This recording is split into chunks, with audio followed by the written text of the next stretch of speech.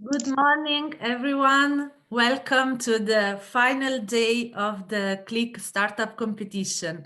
We are very proud of our startups coming today, joining this great competition.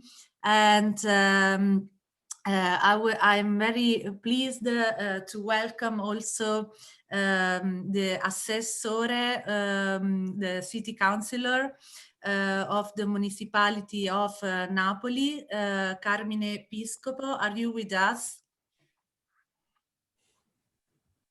I don't see, so if not, I would start. Eccomi. Perfetto, thank you. Ok, allora posso intervenire in italiano, vero? Come preferisci, Antonio? Poi come Carmine, come preferisci? Va bene, Massimo. Benvenuto innanzitutto e grazie da parte dell'Iris per essere ancora una volta con noi. Il Comune e il Sindaco De Magistris sono sempre molto attenti alle nostre iniziative e condividendo l'approccio che abbiamo alla ricerca sulla città come bene comune, insomma, discorsi culturali che accomunano il nostro istituto e in linea con le politiche dell'amministrazione. Quindi benvenuto, grazie a te, grazie al Sindaco Luigi De Magistris. E come preferisci un rapido saluto in italiano o in inglese, come preferisci. Grazie. Grazie moltissimo. Innanzitutto un saluto da parte del sindaco Luigi De Magistris. Avrebbe voluto essere oggi qui con noi, ma altri impegni istituzionali purtroppo lo hanno trattenuto, ma manda i suoi saluti e rinnova anche la sua vicinanza a un lavoro che con grande consuetudine stiamo portando avanti insieme, in particolar modo con il CNR, con l'Iris, ma con le iniziative culturali di cui discuteremo, si parlerà anche questa mattina. Lo ricordava il professore Clemente, sì, c'è una consuetudine di lavoro tra noi, ma soprattutto è una vicinanza che pone al centro delle nostre ricerche, del nostro lavoro e dell'amministrazione i temi che riguardano appunto la valorizzazione del patrimonio e in particolar modo la valorizzazione del patrimonio pubblico e del patrimonio storico-artistico, dei beni culturali che noi sentiamo appunto come bene comune. E questa non è un'affermazione di principio, ma è un lavoro attivo che si ritrova all'interno anche dei nostri lavori che abbiamo portato avanti insieme e che trova esito anche all'interno delle nostre delibere, e sono numerose le delibere nelle quali questa amministrazione ha riconosciuto il patrimonio pubblico, il patrimonio e ovviamente il patrimonio culturale che è insito all'interno del patrimonio pubblico, quale appunto bene appartenente alle collettività e dunque un passaggio in questo senso anche dal patrimonio pubblico al patrimonio collettivo, ma è la comunità, l'Unione Europea tutta, è la Commissione Europea che oggi ci spinge a ragionare in questo modo. Basti vedere anche il lavoro che noi stiamo facendo per il grande progetto Centro Storico di Napoli, sito UNESCO, dove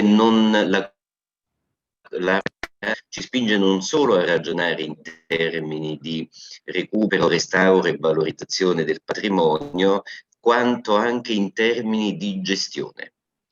I modelli che fondano sull'economia circolare, di cui questa mattina si discute, sono ovviamente i primi modelli che l'Unione, che anche l'Europa oggi ci chiede di portare avanti, quindi non solo valorizzazione ma anche gestione secondo modelli che avvicinano le collettività ai beni, che avvicinano ovviamente anche la ricerca tecnologica, ma che avvicinano i beni alle collettività in un progetto di cura e di gestione condivisa. E mi avvio alla conclusione. Ci muoviamo in un tempo molto difficile,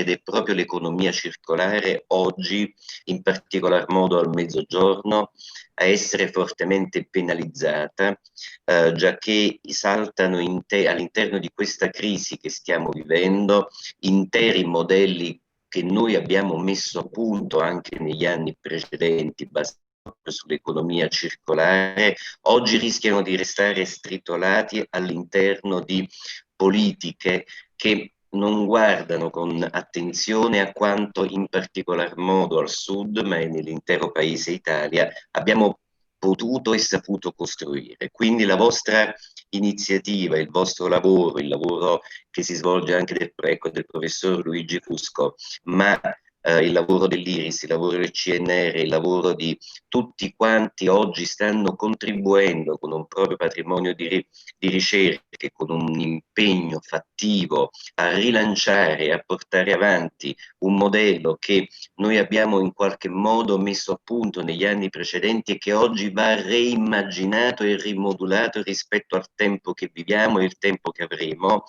Quindi ecco, diventa un lavoro fondamentale, un lavoro importantissimo, quindi siamo noi che ringraziamo voi oggi per il lavoro che si sta portando avanti, e non a caso anche nei lavori che il CNR, l'Iris ha portato avanti, e mi riferisco al professore Clemente, anche diciamo negli anni scorsi fondano anche questi supporto e linea di costa, non a caso fondano sul disegno di un'economia circolare, sulla costruzione di una relazionalità tra interessi pubblici, attori, collettività, patrimonio culturale e paesaggio. Allora io ringrazio tutti, vi auguro buon lavoro e noi siamo sempre disponibili a riprendere il discorso in qualsiasi momento. Grazie. So thanks to the so good work. Please, Antonia, take the floor and have a nice day with the great work. Thank you again and goodbye. Thank you very much to the Municipality of Napoli. We are very happy to have you with us. And we thank very much the patronage that you have given to this competition. This is organized by the CNR IRIS, National Research Council, that is based in Napoli. So very pleased to have you with us.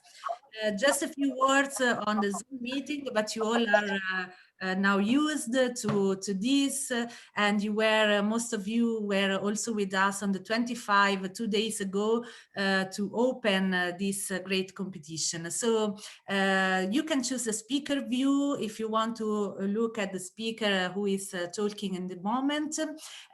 You can put your camera on if you want, so that we see each other and it is not too cold, the atmosphere. But also, please mute your microphone so that we don't have noise. So use the chat to share thoughts and give comments, and keep in mind that we are recording. So we are also streaming on Facebook, and this is on air, actually. So just a few words on the last steps of the competition. In the last 2 days, our startups have worked very hard. We are really proud of everyone participating, because you have done an amazing job. So congratulations to everyone. Your ideas have been really inspiring to our jury and to our public. And we have had already a lot of public also in the streaming, in the event, previous event, and so on. So 2 days training have been concluded with the O12 factory, the supporter, strategic partner of this competition, with the CNR IRIS and other business experts and circular economy experts. So 9 startups have been selected today for the very final stage. 2 of them in each session will win the final award. So it means 6 of them will be awarded, and we have a lot of additional special prizes that will be given to, this is a surprise, I will say it later, okay? This morning is divided in this way. We have the pitch session that will be moderated by Ugo Guarnacci, and I'm very happy to give you the floor in 1 minute.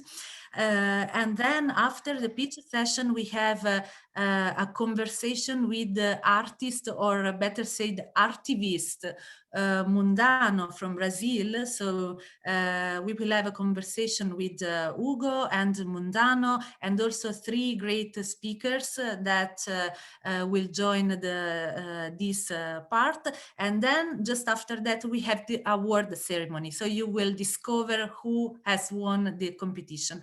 Now I stop and I just give the floor to Ugo Guarnacci of EASME, European Commission, and the floor is yours, Ugo. Good morning, everyone. Good morning from Brussels. I am very proud and happy to be here with you today for this award ceremony of the startup competition of the Horizon 2020 EU funded project.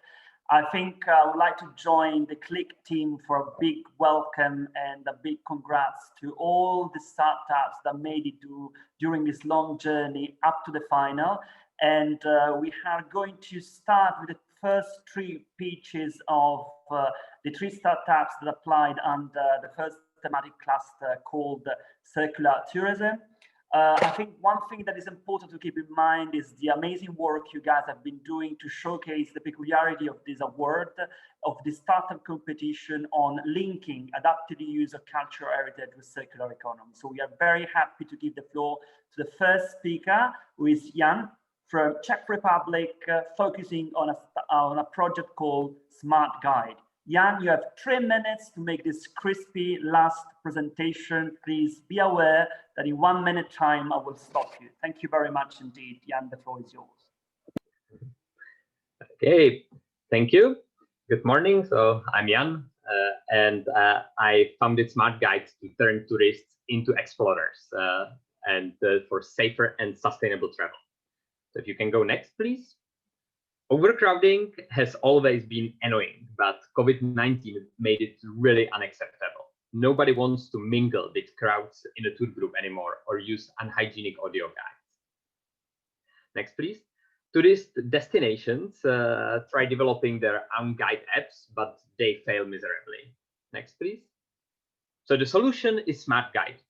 Our app turns your phone into an engaging and safe personal guide. It guides you independently outside of the crowds, and like a live guide, tells you interesting stories about the places you visit, brings them to life with augmented reality, even if you are offline. Next, please. So destinations use our platform and content management system to digitize guides, orders of magnitude cheaper and faster, and without any maintenance headaches. Next, please. So for example, Prague uses Smart Guide to lead tourists outside of the city center. Because we tell them interesting stories, they spend 30% of their time at places that they would normally never visit. So they reduce the spread of COVID and increase the capacity of the destination.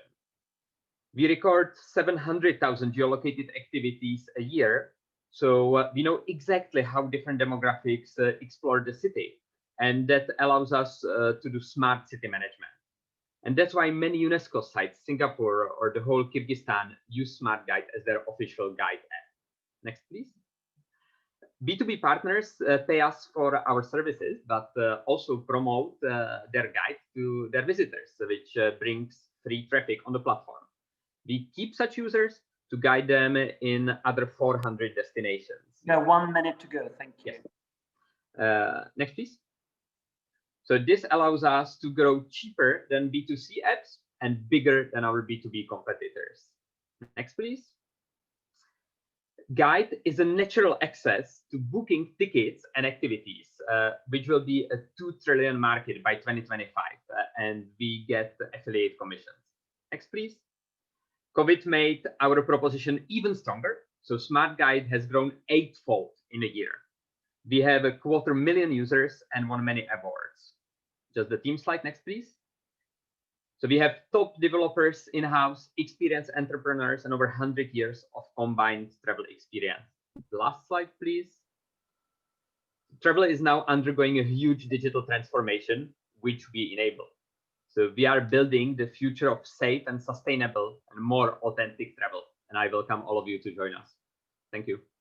Thank you very much indeed, Jan, for being on time, for explaining us the digital transformation of Smart Guide. Good luck to you. And from Czech Republic, we go to Italy, to Chiara, with a project named A Terrace Soundscape. Chiara, welcome to you, and good luck as well. And the floor is yours to present this another amazing project belonging to this startup competition. Okay, thank you very much. Can I start? Sorry, can I start? Sure, go ahead. Okay, A Terrace Soundscape. The next, please.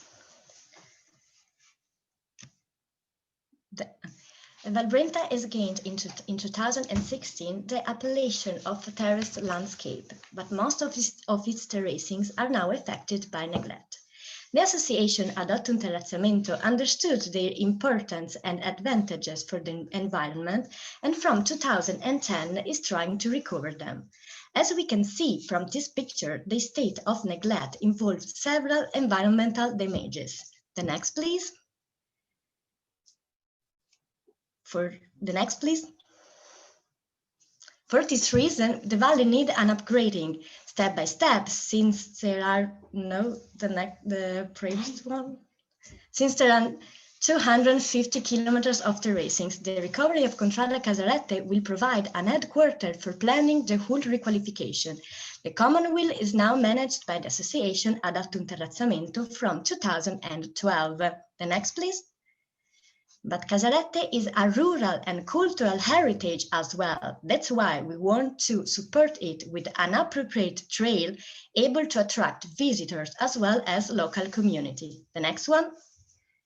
The creation of a teaching farm and a branch of the Italian School of Dry Stone will add value to Casarette. The next. Terracings, well, and rodai, an ancient technique of cultivation for tobacco in Valbrenta, are examples of good system of cultivation. Our model of farm will be based on this worth method, able to regenerate the soil.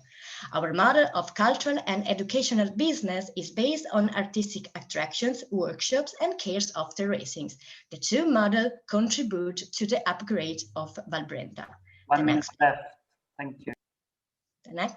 Casarette, as a farm and an artistical center, is into the market of education and art, agriculture, production, and sales. The next, please. To reach these goals, we take advantage of the collaboration of Valbrenta Municipality, universities, ITLA, and CAI associations. The next, please. From 2012 to 2020, some works of requalification already occurred in Casarette. Valbrenta Municipality got a first financial aid for Casarette thanks to the Interreg shelter. 156,000 euros will be used for a first considerable reconstruction of one of the buildings. The next, please. The members of our team got in contact to each other thanks to the association Adotto un Terrazzamento. Cinzia is now the president of our associations. Thanks to her, Casarette got a new opportunity. Maria Grazia is the mind behind the project Coltiva l'Arte. The passion of Marco in the sound system brought us to the idea of the acoustic installation. Chiara, me, aspires to become a cultural manager and truly believes in this project. Thank you very much. Thank you very much indeed, Chiara, for your passionate presentation about adopting a terracing within the cultural heritage of Italy. Thank you very much indeed. And now we go to the last speaker, who is Stefan. So to present a project actually at the intersection between Italy and Serbia with two regenerations. Stefan, actually the floor is yours. Thank you very much. 3 minutes for you as well. Thank you, Hugo. Good morning to everyone. Next slide, please. So we are quite new and fresh idea, but we tackle long existing challenge of continuous depopulation, which consequently leaves rural areas of the Italian Apennines without basic services and consequently outside tourism itineraries. Next slide, please. The School of Regenerative Tourism is our proposed solution through which we want to enable formative capacity building processes for local actors who will then be able to design tourism activity which will respond to the needs of local territory and will have a ripple effect on other economic activities. Next slide. Aim of our school is development of tourism, which will revalorize existing cultural heritage, will reuse abandoned infrastructure and landscape as key assets of the hinterland. This tourism responds to all three pillars of sustainable development, namely social, economic, and environmental, and as well answers to the needs of the circular societies of the future. Next one. This school is the first of its kind in Italy, and it has high potential for scalability, but not only on a national level, but on international too, since many European countries are facing the phenomenon of depopulation. Nonetheless, pilot areas have already been chosen in Le Marche region in Italy due to the fact that they suffered greatly from 2016 earthquake. Next one. Our main revenue stream are these long-term capacity building processes which are delivered in person.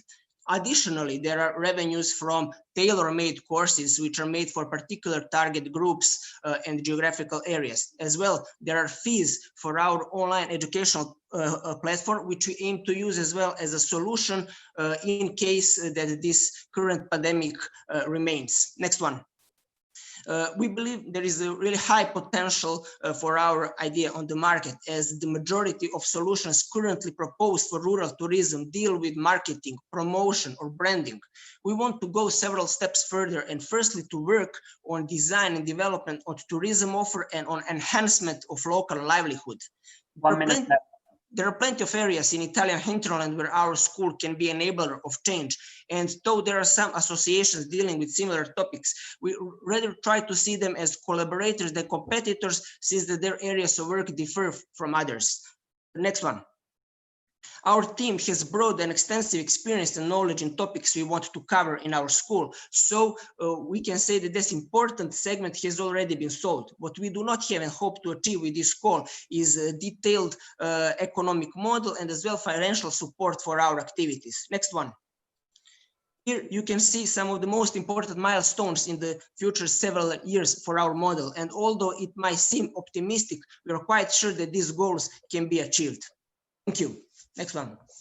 Thank you very much indeed to Stefan as well. And we like optimism from young entrepreneurial minds. So well done to you as well. I've been a virtual round of applause to the three of you, Jan, Chiara, and Stefan. And I think let's hear from some of the key jury representatives, the one actually deciding about also this this prize, what they think. And before doing that, you can actually start voting, because we'll see what is the reaction of the public straight after the jury debate. So let me invite the first speaker, a representative of the jury from the EVPA, Gianluca Gaggiotti, Research Associate. Gianluca, can you please give us a very quick first impression of those three presentations, and also what you think are the most prominent aspects you'd like to underline? The floor is yours. Thank you.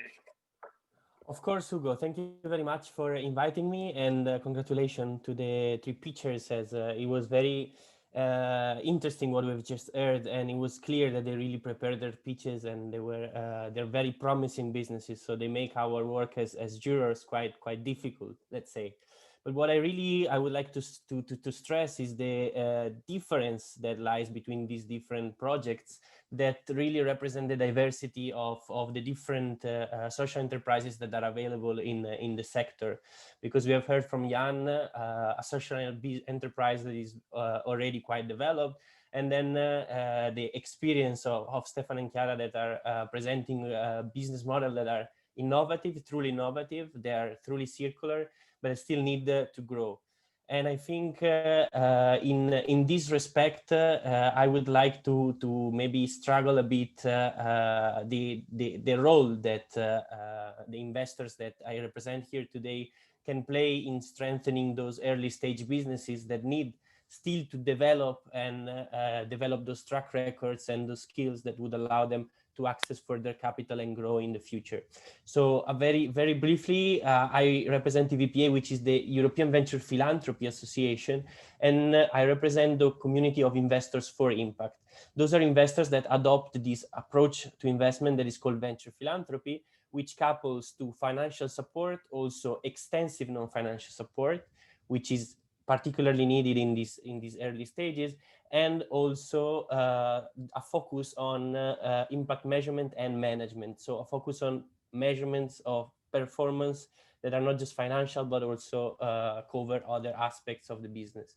So I think culture in general and tourism as well has relied a lot on traditional grant making, and I think here what is lacking now in order to ensure more financial resilience in the future is really this approach of strengthening the business models and supporting those new models that are coming out also from this competition, and to strengthen them in the future. So I think all of them have the potential to grow, and I wish all of them the best of luck for their bright future.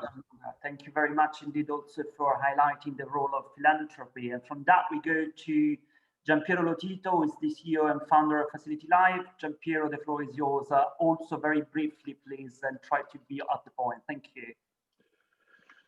Yes, but all the ideas that I have seen are interesting, and of course we have the need in the next future to have new ideas, because as I told in the speech of 2 days ago, we are rethinking the world, and we need in this discontinuity that the COVID created, we have the possibility to rethink seriously the world.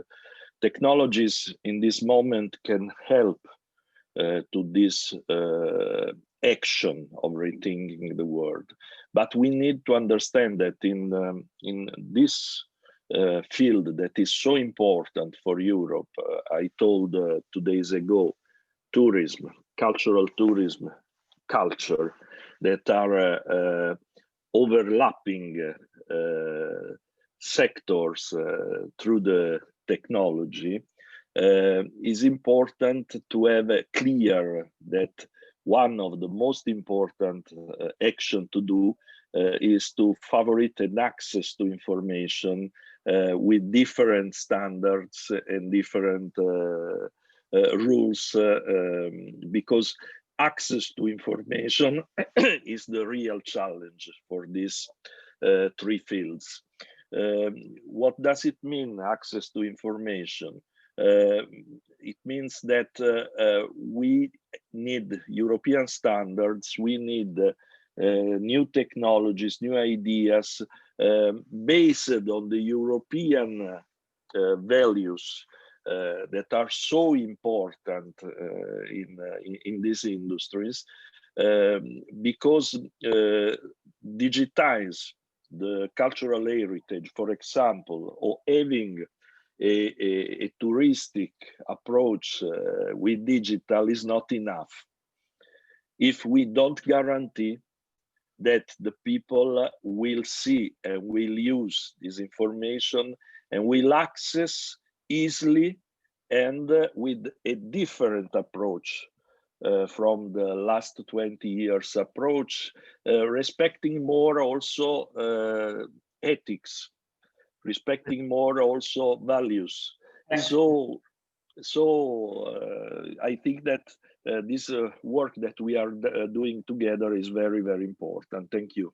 Thanks a lot to Gianpiero. I think a very important point, and digitalization is important. Access to information is equally important. So this intersection between different type of innovation being the cultural, digital, social, environmental one, as our three startup competitors have shown. We go now to Priscilla Boiardi from the OECD. Very happy to have her on board for her also specialization on financing sustainable development. Priscilla, what are your thoughts for the three candidates? Thank you so much, Ugo. It's a pleasure to be here, and it was really a pleasure in these days to hear so many inspiring speeches, so many inspiring pitches. And I would concur with Gianluca that they were all excellent, and it will be very hard for the jury to choose. I particularly liked the passion of all the three presenters and the amount of work and heart you've put in preparing your pitches. And I would say that also it's interesting to see how the three projects in very different ways will be capable of having a certain resonance on the market, and all of them seem to have great avenues, although very different between each other, for scaling and for changing really the way in which we perceive tourism in different areas of the world.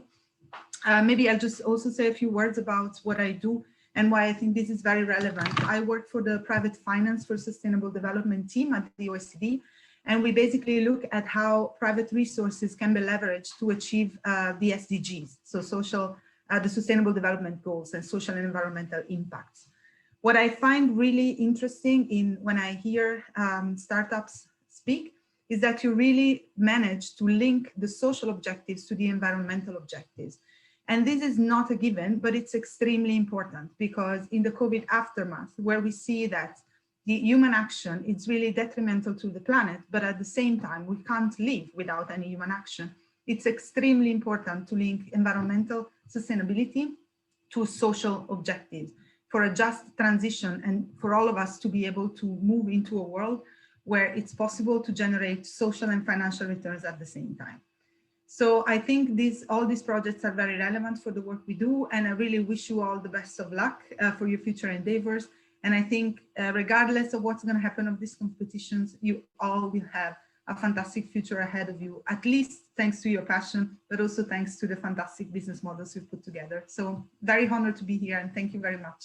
Thanks a lot, Priscilla, for these warm words, but also for the very important point you raised on how private finance can help young entrepreneurial to scale up solutions that are the intersection between social and environmental justice. I think this point has been coming, as you said, very relevant during this COVID-19 pandemic. And last but not least, we go to Ludovica Gerardi, yes, from the CNR and European Enterprise Network. Please listen to Ludovica, because she's representing one of the network, giving some extra prizes to yes. So Ludovica, without any further ado, the floor is yours for another 2 minutes of reflections. Thank you. Yes, thank you. I would like to congratulate all the participant companies in this first round, because all the ideas presented are original and interesting.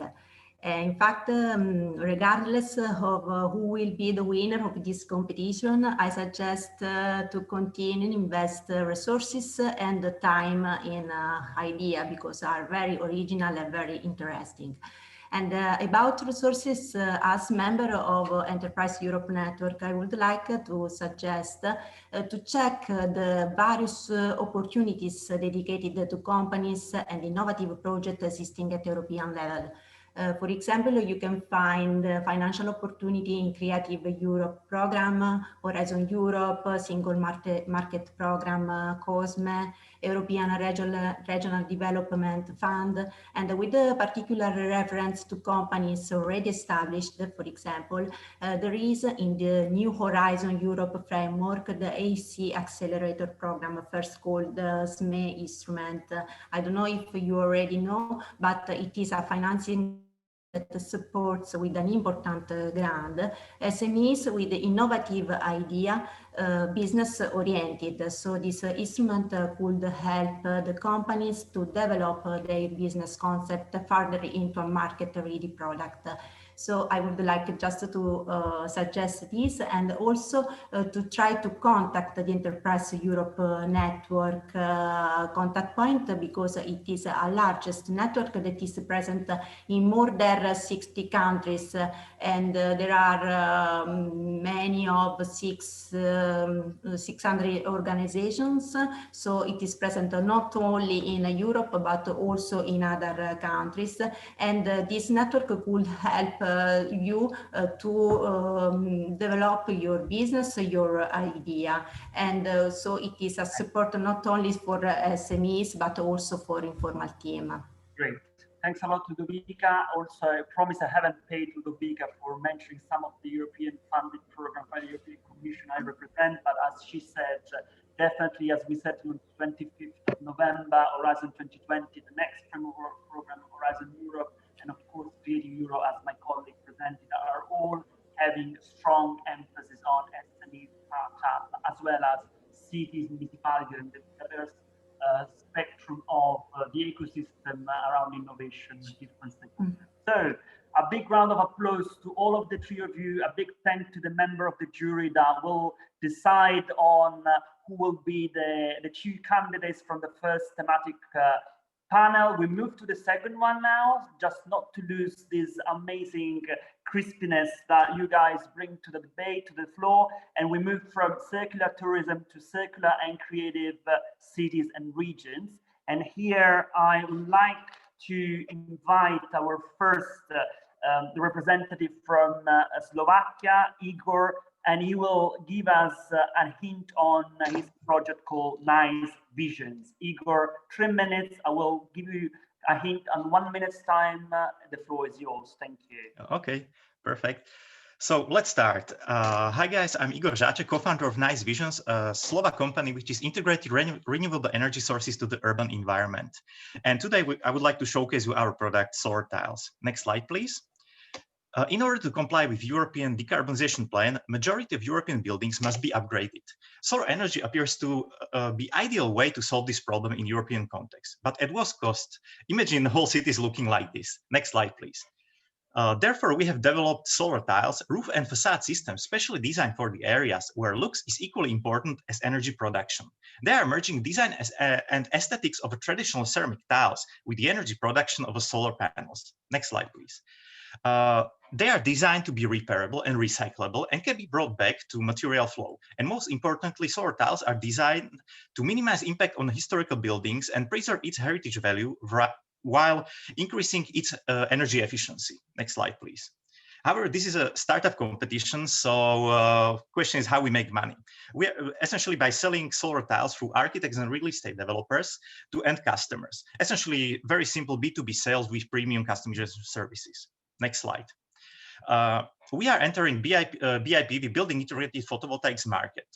Compound annual growth rate is expected to be over 23% in upcoming years. This market is quite sizable with a global size of 56 billion euros. However, with solar tiles, we are aiming at roughly $750 million on our target market in Europe. Next slide, please. The competition is divided into two principal groups. First group is using standardized solar panels, essentially one size fits all, in order to bring the price down, but sacrificing appearance and building integration. A second group is making custom-made products for a specific building, thus having relatively high price, but better appearance and building integration. We are bringing best of both worlds. Solar tiles are mass-produced, thus keeping the price relatively low, but they can be also customizable and can be very well integrated. Next slide, please. We are a well-rounded team, which is together for more than 7 years. We have built and launched one successful startup before. Next slide, please. We have started in 2016, but now we are building a pilot project in Lisbon, which is proving that our product can be used in historical context. As there is a long wait between customer acquisition and finishing the project, we estimate that we will have our first commercial building completed in 2022, and we will grow our business from that time on. To sum it up, we are giving new life to the historical buildings without ruining their heritage character. And we are looking for partners who can help us to grow our business and to share our vision to make our cities carbon-free and sustainable. So thank you very much.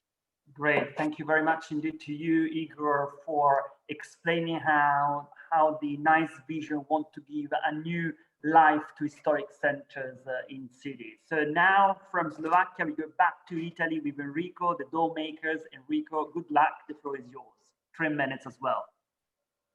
Thank you. Hello, everyone, and welcome to Door Makers presentation. Next slide, please. Our challenge is a global challenge since plastic is submerging us, and plastic packaging waste is the most dominant and worst part of it.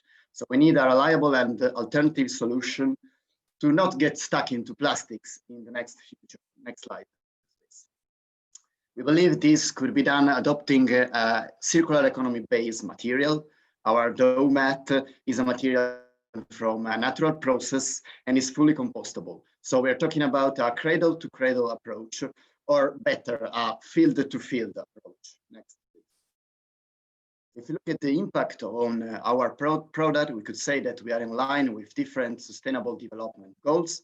We will have a material that is a negative carbon emission and also a social catalyzer. So We will help and support Northwestern Italy rural communities to preserve their identities and cultures. Next, please.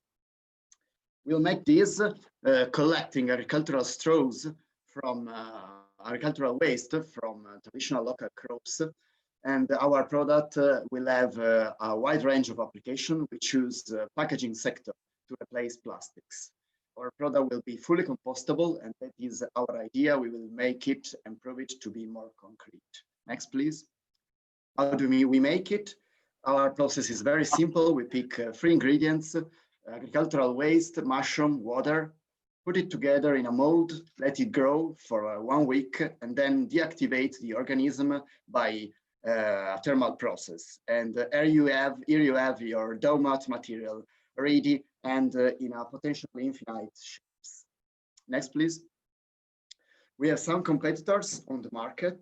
Some are experimenting and testing similar materials than ours. Some other are beginning to enter into the market in a medium scale and limited to design applications. But it's natural because it's a material that has properties comparable to polystyrene, but it's also environmental friendly product. And our dough mat has also the potential to preserve cultural heritage in its process. Next, please. So this is us. We have a lot of things in common. We have firstly love for our mountains and our rural areas in our region, but we have a different background, so we could use it to see our projects and our developments from different angles. Next, please. This is where we are now. We are in the pre-prototyping phase. So we could say that by the end of the year, we will have our first dough mat prototype. And we could say that our time to market will be about 1 year from now, and then we will have our industrial prototype. Good. So that's all, and thanks for listening. Thanks a lot, Enrico, for explaining us how the mat works. And last but not least, we go now to G Cement. We have a representative here, Sayed Salan. Sorry if I didn't pronounce your name correctly.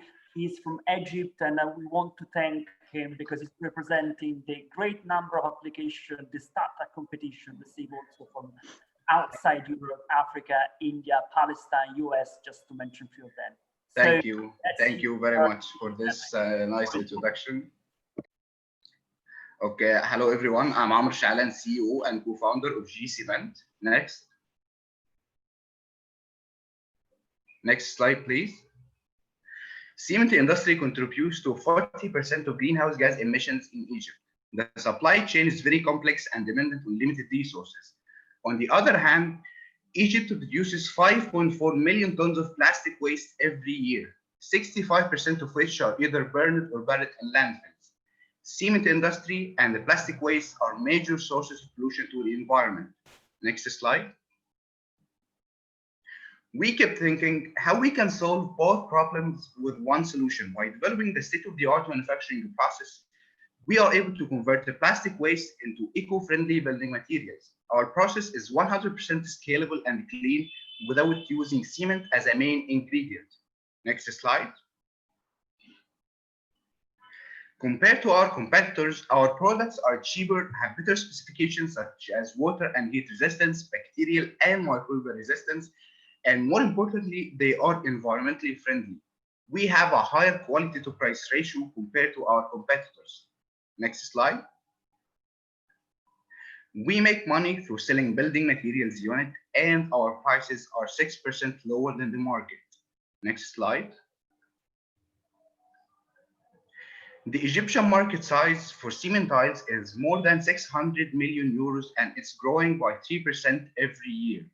The market is highly fragmented in Egypt, which makes an easier market penetration. We are targeting real estate developers, contractors, and engineering design offices. Next slide. G Cement, we developed the technology, we developed the business model, and made multiple prototypes. We have built a mini factory in Egypt, and we are now in a pilot phase. Next slide. 1 minute left. G Cement has already gained a good traction in a pilot phase. We have pre-orders with value of 15,000 euros per month, Many developers are interested to receive samples from us. Next slide. We are currently raising a pre-seed round of 400,000 euros. It will be dedicated mostly to production lines and operational expenses. Help us build a green version of tomorrow. Next slide. Our team has a unique combination of experience, knowledge, and dedication to the startup. I'm Amr Shalan, CEO, and Khalid, the CTO. We have a diverse experience in process engineering, startup management, and waste recycling industry.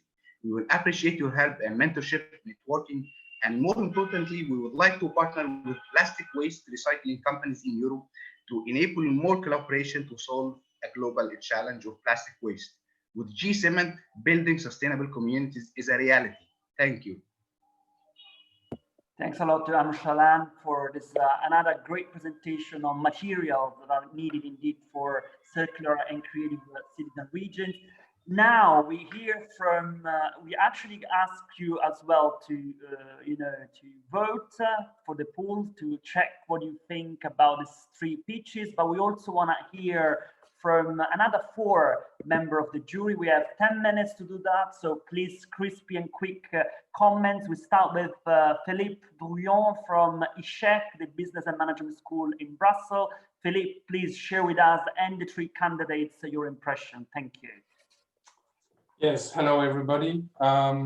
Yes, as a coach and entrepreneur in circular economy, I'm definitely impressed by the 3 projects because they focus on really 3 main challenges: cement, biosourced material, and energy. So this is definitely the right.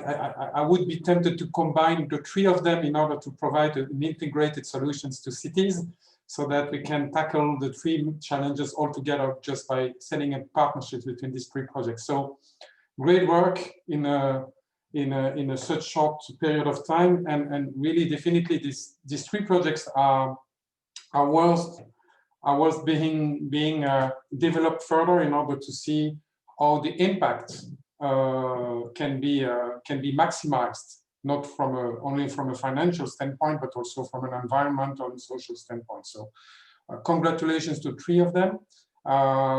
As a chemist and biochemist by background, I would have loved to dig into them a few more minutes, but okay, that's not the point right now. But I would be happy to exchange with the 3 of them because I see the potential behind that. And my business eye, yes, would be is also very curious to see how to make that viable economically.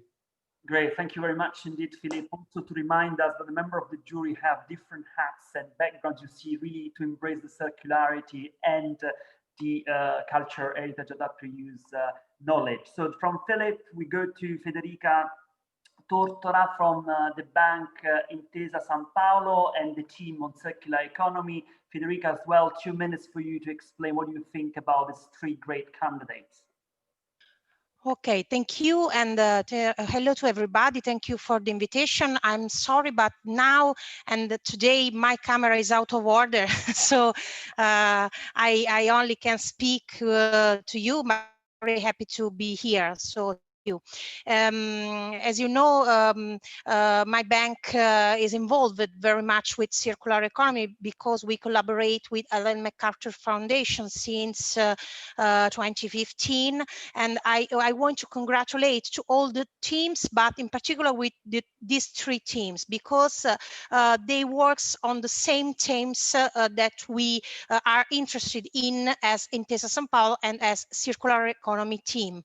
As you know, we have a specific credit platform for investments for the SME retail in circular economy, and these 3 teams have all the enabling technologies that help the transition to circular economy, because we are interested to all the investment for the SME retail and corporate. Of course, that help them to go to the transition with new method, with new paradigm that is the circular economy.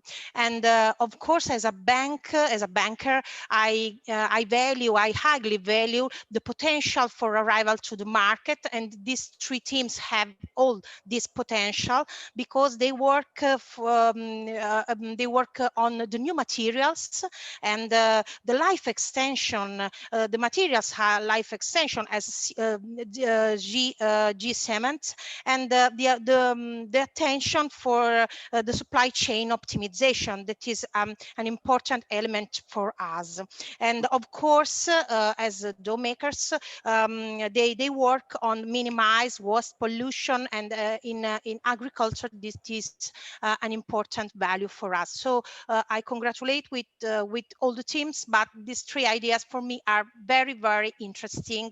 And if you want, I put a link on the chat for all the teams, of course, because we have as Intesa Sanpaolo Innovation Center and with Cariplo Factory a call for these enabling technologies that named Circularity Goes Digital. And if you want, I put the link for more information. Thank you for invitation.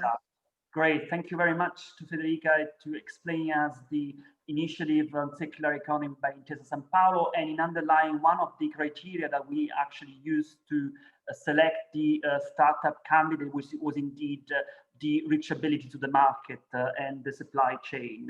From the bank perspective, we go to a foundation, creative foundation perspective based in Amsterdam. We have Servaz van Berkum with the Parkhouse, the Weiger. Please, the floor is yours, and sorry for my very bad Dutch pronunciation. Yeah, that's fully okay. Thank you so much for having me today. I've completely, oh, by the way, Servaz van Berkum, Pakhuis des Weiger, which is, I think, the most impossible word to say to people who are not Dutch. So I fully understand. I know the idea. I fully agree with Federica. These three startups are quite amazing, and it's going to be hard choosing from either one of these three startups. So congratulations to bringing such good ideas and such amazing ideas. To me, every time when I'm participating in a program like this, I try to look at what should a startup be. And a startup who wins the startup competition should be a startup that really solves a problem that is there in society. It should strengthen our social bonds. It should strengthen solving real problems in climate change, but it also should not do harm. And I think this is really important. For example, protecting open society, a product that wins a prize like this should not harm open society. It should not harm democracy. It should not unnecessarily collect data or these kinds of things. And the amazing thing I see with all these three startups is that they all think these boxes. They do good and they don't do harm, as far as I can see. And I love that about these three competitors. So thank you for sharing that with us. Thank you for sharing these ideas and giving this opportunity. And the thing, an invitation to all three of those, please do keep in touch, because I would love to share your ideas with the people here in Amsterdam and hopefully with the rest of the world, as we hopefully after COVID can do again in the We Make the City Festival, which was, by the way, the largest smart city festival in the world. So the invitation for all three of them is there. Thank you so much. Thank you very much, sir. As I do share the invitation to visit the festival, I had the lucky to visit for 2 editions, and is indeed great. Amsterdam is a great representative of our capital, EU capital of innovation, investing a lot in circular economy. So I think Servaz really underlined also the spirit of this competition, giving attention not only to the tangible part of cultural heritage, but also to the intangible part around values and democracy being one of the key of them. Thank you very much indeed. And we go to the last member of our jury, last but not least, Aliona Lupu from Iniziativa. Aliona, the floor is yours for the last 2 minutes of your remarks, either to the three candidates or more in general. Please, the floor is yours. Do we have Aliona? Antonia, do we have Aliona or we move on? Yes, I see that Aliona is there. Perhaps the microphone muted. I don't know. Aliona, can you please unmute yourself? If you Or hear. there should be some issues with the voice. So if we don't manage. If we don't hear Aliona, I think we. Before doing that, maybe Antonia, you can share the pool results so that we yes, see please, where we are. Yes, so let me share the previous session 1 about the circular tourism, and yeah, okay, you should see this. Yes, almost all have voted, so this is not complete, but yeah, so this is nice to see how was the sentiment of the public. And let me show also the second session about the circular and creative cities and regions, and here is the result. Okay, very nice, thank you. Bear in mind that these are more results on feeling from the audience, which will be then also, of course, taken into account from our international jury, but the jury will also do some fine-tuning in terms of scoring, and therefore we will see how that will result in kind of you know, the final judge. I don't know if we do have Aliona or if she is not there anymore. Okay, I cannot see her taking the floor. So we move to the last but not least thematic cluster of this startup competition, namely circular creative industry and social innovation. And here I will give the floor straightforward to Rania Hamad from Palestine.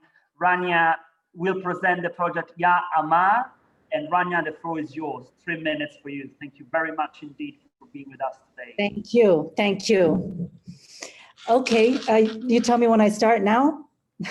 Yes, please, go ahead. Okay, Ya Amar is a Palestinian heritage project, and what we aim to do is to protect, preserve, and promote by investing in our culture. Can we go to the next slide, please? I see that, okay, we missed basically the symbol of our logo, which is the moon. And I wanted to briefly explain that the moon, which means Amar, means both beautiful and moon is basically the idea of the circularity that we embrace. So what is the problem? That Palestinian culture is under threat, and the skills and the knowledge actually risk of being lost. And that is why we want to reclaim our heritage in order to pass it on. We can go to the next. So this is where we see the moon again, and basically the moon has several phases, and that is our concept, an idea of how we are going to pass from generation to generation our cultural heritage. And we will do that by supporting our local communities, by recording our stories, practices, and rituals, because culture spurs innovation and growth. And therefore, we're going to invest in our highly skilled workers, we aim to empower women. That is very important for us. We know culture is a driver for economic, social, and environmental dimensions of sustainable development. Next, please. So we want to bridge basically and make a bond between the homeland and the communities outside, both Palestinian communities in Italy and in Europe. We want to make that link between past and future. And we know that the knowledge as well as the culture is unique. So we want to create this solidarity in the community for a more sustainable world that actually valorizes each and every culture. Next. So the products and the services will be coming from the homeland, and that means that we will be supporting our skilled artisans, creating a network that supports our realities. And one of the skills, for example, is tatriz. It is an embroidery, which is very valuable to Palestinians. We want to encourage the reduction of waste by redirecting materials and the respect of their reuse and recycle culture. And we want to show that to the world. Next. The technology, we have a very engaging and dynamic e-commerce platform where we want to sell the products and the services and until the next live festival will happen. Next. Circular business model, yes, we plan to, basically sell memories and dreams to generate pride and joy in who we are. Next. we do not have, competitors. We're going to be the first ones on our market is Italy and Europe. We've had a very successful Palestine festival, the first 4-day cultural festival. We want to bring to other European capitals. We want them to be zero waste festivals. And we want to create the first Palestinian museum in Rome and Europe. Next.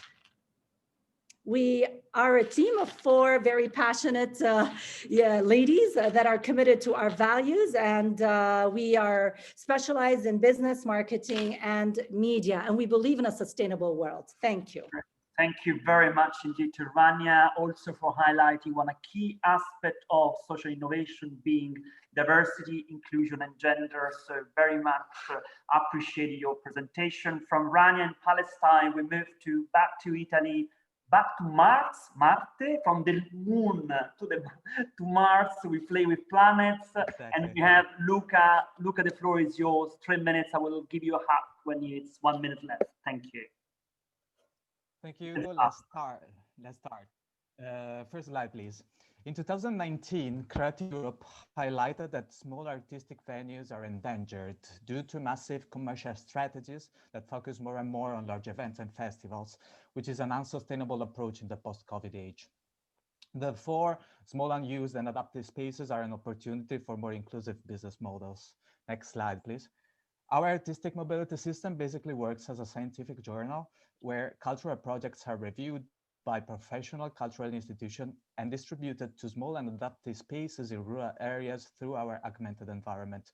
The peer review by cultural institutions helps promote participation in rural areas by ensuring the quality of the projects. Next slide, please.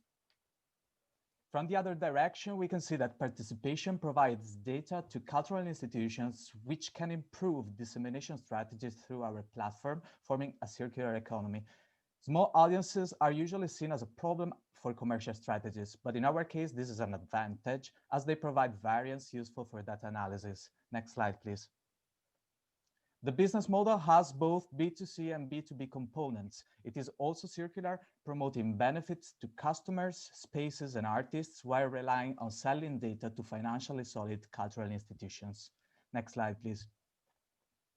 In Italy, there are 36 million people active in one or more cultural events per year, and we believe we may impact at least 0.5% of the population, with a total revenue of above 3 million euros in Italy, 30 in Europe, and where 1 million is dedicated to support the activities in the initial stage of the business.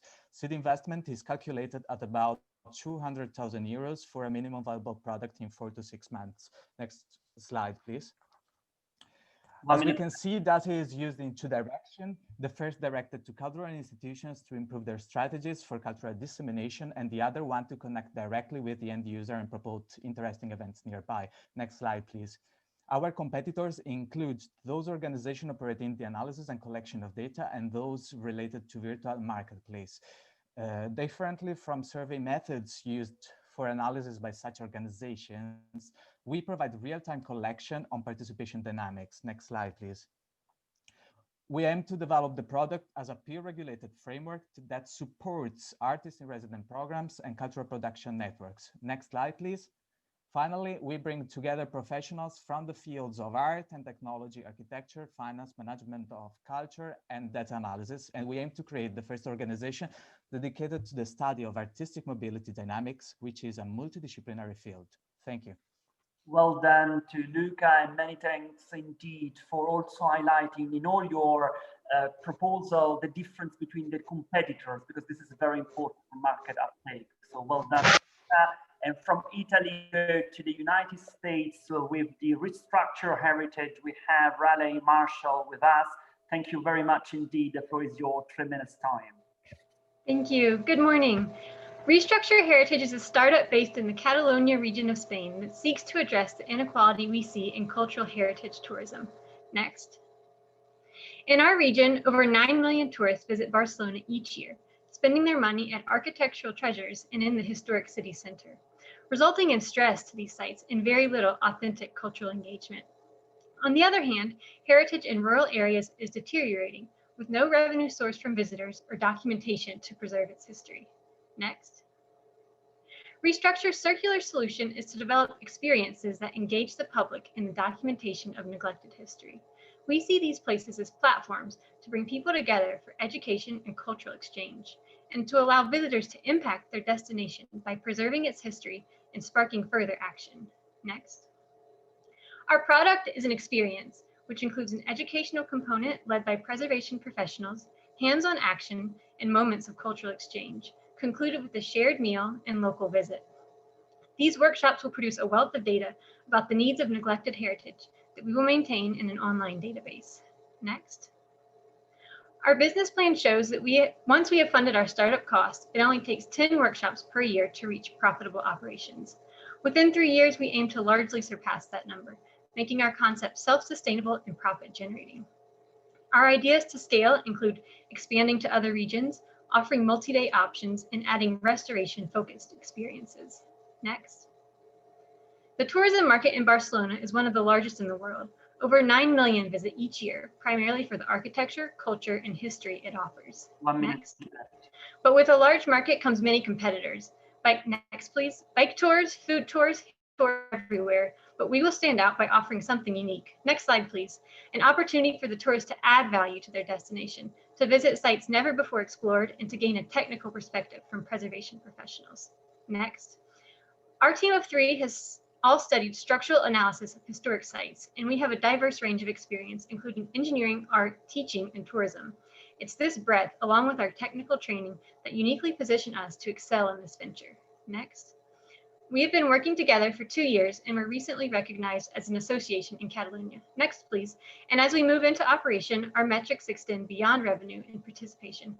We will create impact, measurable by the euros we bring to rural economies, the numbers of no longer forgotten sites stored in our database, and most importantly, the restoration actions we spark, completing the circle of our approach. Next slide, please. We are seeking mentors and funding opportunities to accelerate us to our future impact of keeping heritage alive for the benefits of its community to come. Thank you. Thank you very much, really, for this nice presentation on keeping heritage alive as a final message that we all like, in line with the spirit of this competition. Thanks for your interest coming from the United States. Let's vote. Let's see what the public thinks about this 3 presentation, and we'll see the result after the conversation with another round of jury members. And I'm delighted to have with us Laura Mitsuru from the European Investment Fund. Laura, can you please share with us some of your feelings about this 3 presentation? The floor is yours for a couple of minutes, please. Sure, thank you. And thanks a lot for the invitation. I think supporting startups and innovative businesses is in the core of what we are doing at the European Investment Fund. And I'm extremely happy to be here together with you today and witness the passion of these startups that are participating in the CLIC competition. I think the proposals we've seen and the startups are in the heart of innovation and cultural activity, and with their business idea are the ones that are leading the way as trendsetters,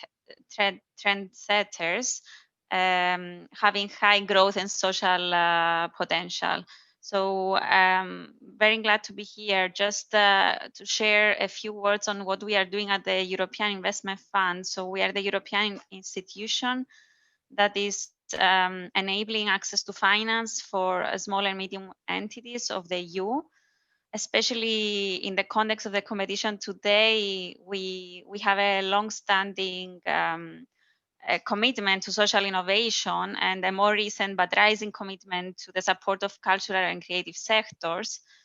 We believe that businesses that are finding innovative and agile and often prevention-based solutions to societal issues act as drivers of social change. And I think the ideas that we've seen today here, they're real examples of such startups. Over the years, we have supported 1.5 million of SMEs in Europe, and specifically through social impact programs, innovation programs, but also the cultural and creative sectors guarantee facility, which is the very first pan-European a financial instrument in support of the cultural and creative sectors. So thanks to our financial intermediaries as well, through only this cultural and creative sectors guarantee facility, we supported more than 3,000 cultural projects over the last 4.5 years. This program up and running. Just to focus on the competition and conclude, I think the startups today that we've seen today are young, vibrant, green, digital, and innovative. And as such, they have all the potential to drive the change and grab a piece of the future economy. I hope they will find their way to be supported financially as well. Congratulations to all.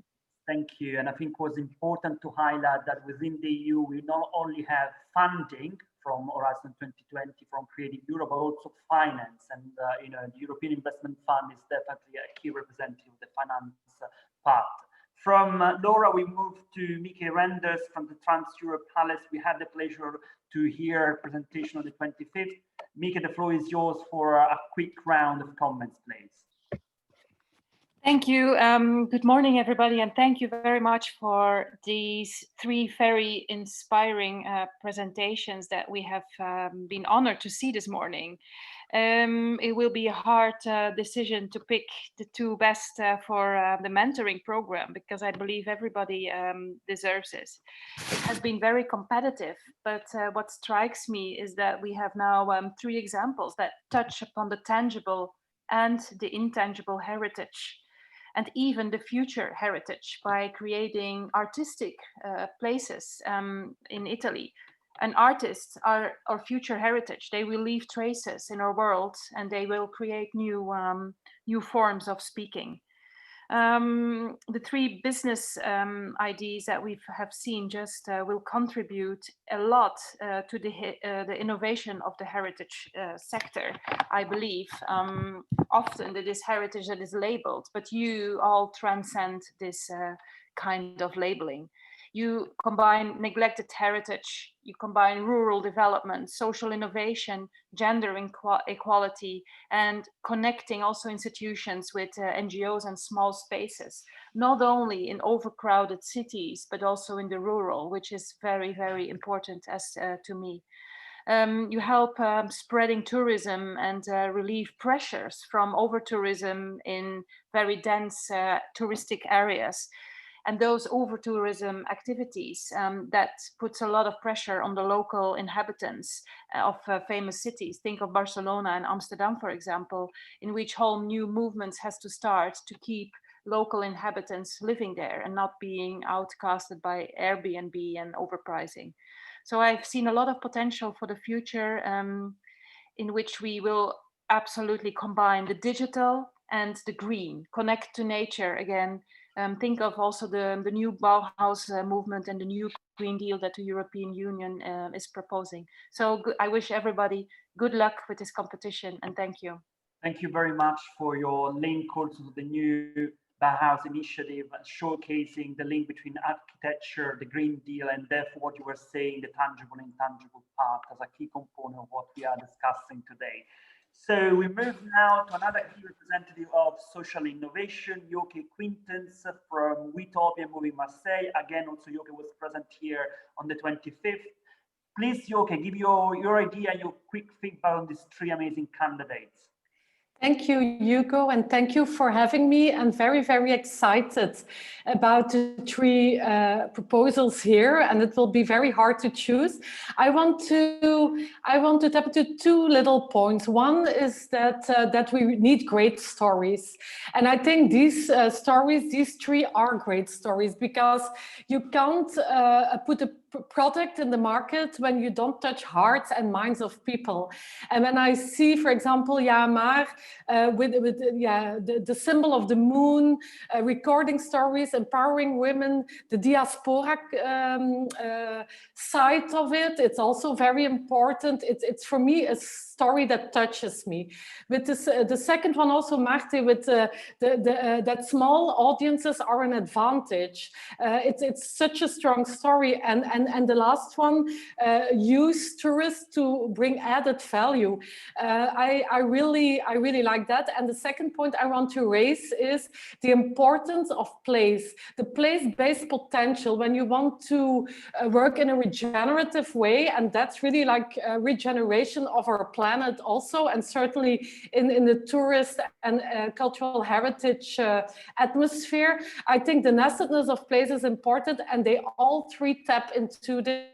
For me, it's very important in the evaluation, and I wish all three of them lots of success, and thank you so much. Thanks a lot, Yoke, for two key points here. Storytelling as a powerful means, because we often think about just marketing, but we are actually living in a market that's becoming more and more critical, and storytelling is key, and also place-based innovation, which is often based. Why is the EU financing all these little projects? Because we believe in the power of place-based innovation that needs to then scale up in terms of narrative and story. So thank you very much indeed. That was a very pertinent point. And last but not least, we have Tracy Pickrell from TU Dublin. Tracy is, of course, another key pillar of the CLIC project. The floor is yours for a quick comment. Thank you. Thank you. Good morning. I just want to thank all the presenters for a very diverse and inspiring presentations. These are very innovative ventures, and I think they show a very clear potential for very human-centric approaches to circular economy, you know, which is exactly what we need right now.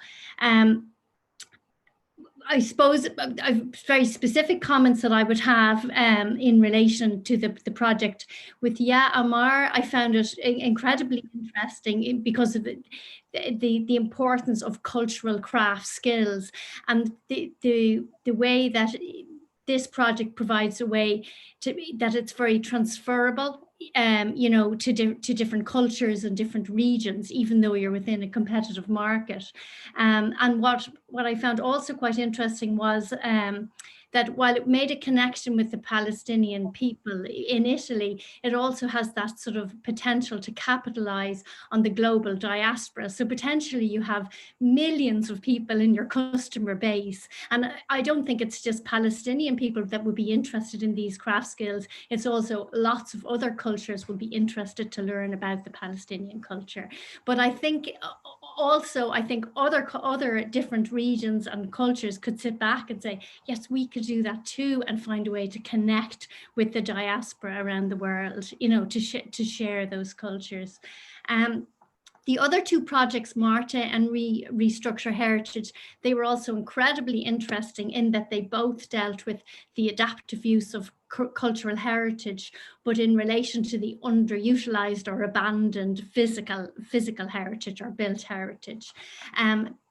The issue there, while they are actually wonderful projects and great ideas, is that there are extra layers of complexity when you deal with the physical nature of heritage, so that you have to deal with the health and safety issues, building regulations, you know, when you're bringing people into buildings, particularly buildings suffering from obsolescence. So you could have dangerous or contaminated materials in the buildings. There's public liability issues with insurance, and there's rights of way and rights of way and going on to land and tenancy issues. So it's a very complex area to deal with. So, you know, I wish these projects the best of luck with the work that they're taking on, because it's very difficult. Thank you very much, Tracy, for also having highlighted the importance of this competition in the context of the human-centered approach that CLIC is developing when looking at circular economy and adaptive use of cultural heritage. I would like to give the floor, before we close all this three thematic session, to Aliona that couldn't speak before. Aliona, I will ask you more a general comment because you're coming. Yes. So please, a few minutes for you as well. Yes, thank you very much, Ugo. Just a few seconds from my side. I also very agree with all the note speakers regarding the comments and the appreciation of all the initiatives. Very interesting. What is particular interesting is the multidisciplinarity and the cross-sectoral approaches of all initiatives. And what is very interesting and will be a hard work for us, the jury, is indeed the that all the initiatives covers different stages of the value chain of cultural heritage in a larger conception. No, what is also very interesting, as mentioned by Tracy, is the replication potential of the initiatives in different, not only European context, but also global context. And what to say? Congratulations to all. Everybody, I think, is winning in this competition. Myself represent Iniziativa, that will be the company which will provide the mentorship activities for the winning startups. Of course, we are open as a CLIC partner to discuss with all startups that participated in the competition. And I hope that this will be a good path to increase, let's say, the maturity of your initiatives. Good luck to all, and congratulations for the hard work that has been done during these 2 days, because the result was seen today. Thank you very much. Thank you very much to you, Alione, for reminding us the key role of Iniziativa within the CLIC project to actually award 6 out of 9 candidates. And let's see what are the results now from the pool. We can see a bit of your feelings. I want to thank all the 9 startups and all actually the startups that participated in this great CLIC competition. I think from the European Commission perspective, I want to highlight 2 main things. The motto of the EU is united in diversity. You actually demonstrated that not only you are bringing your passion, your diversity in terms of talents, but also another key aspect, intersectionality. Intersectionality of different identities, because you're based in different parts of the world, in different parts of Europe, but also intersectionality of different innovation type, namely cultural, social, digital, nature-based. They're all needed to actually address the 3 pillars of sustainability.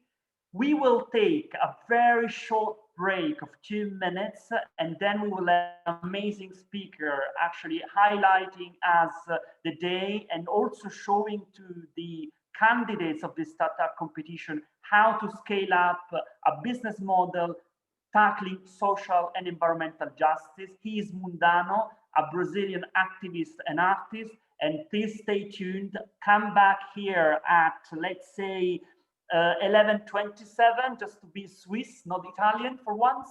And we will hear from Mundano and engage in a conversation with him. See you soon in 2 minutes time, no later than that. Thank you. Thank you, Ugo. I would just inform the jury members that now we will join a separate room and we will discuss who will win this competition. See you in 2 minutes.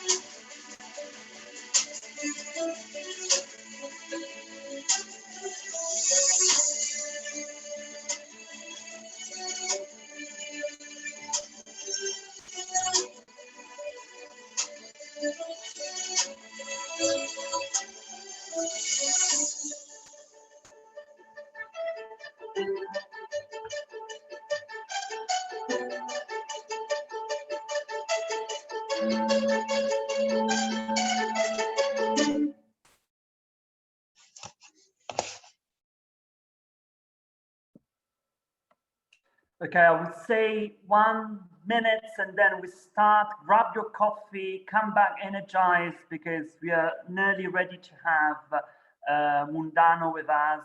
And I asked Mundano to put his video on as well because in 30 seconds we are starting. I'll give you the last 20 seconds to really, you know, grab your coffee, stretch your leg, find a comfortable sitting position for this last part of the awards ceremony.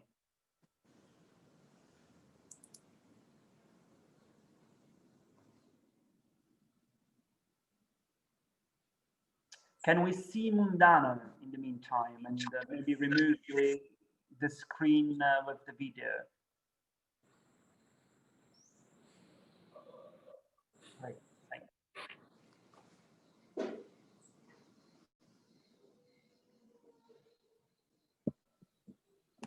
Can we see Mundano? And I think yes, I'm here. Right. Is great. I think we can always start. So come back with your coffee and whatever you took to energize yourself. I think we want to thank Mundano for being today with us. He is a Brazilian artist and activist, and I want to thank him twice actually, because now in Brazil it's 7:30 in Sanpaolo, and so Mundano actually was obliged to be an early bird to be with us today. But I think we want to thank him also because he's a friend of this Horizon 2020 project CLIC. Mundano was with us in 2018 for the European Year of Cultural Heritage, when we officially launched the Fair of Innovators in Cultural Heritage.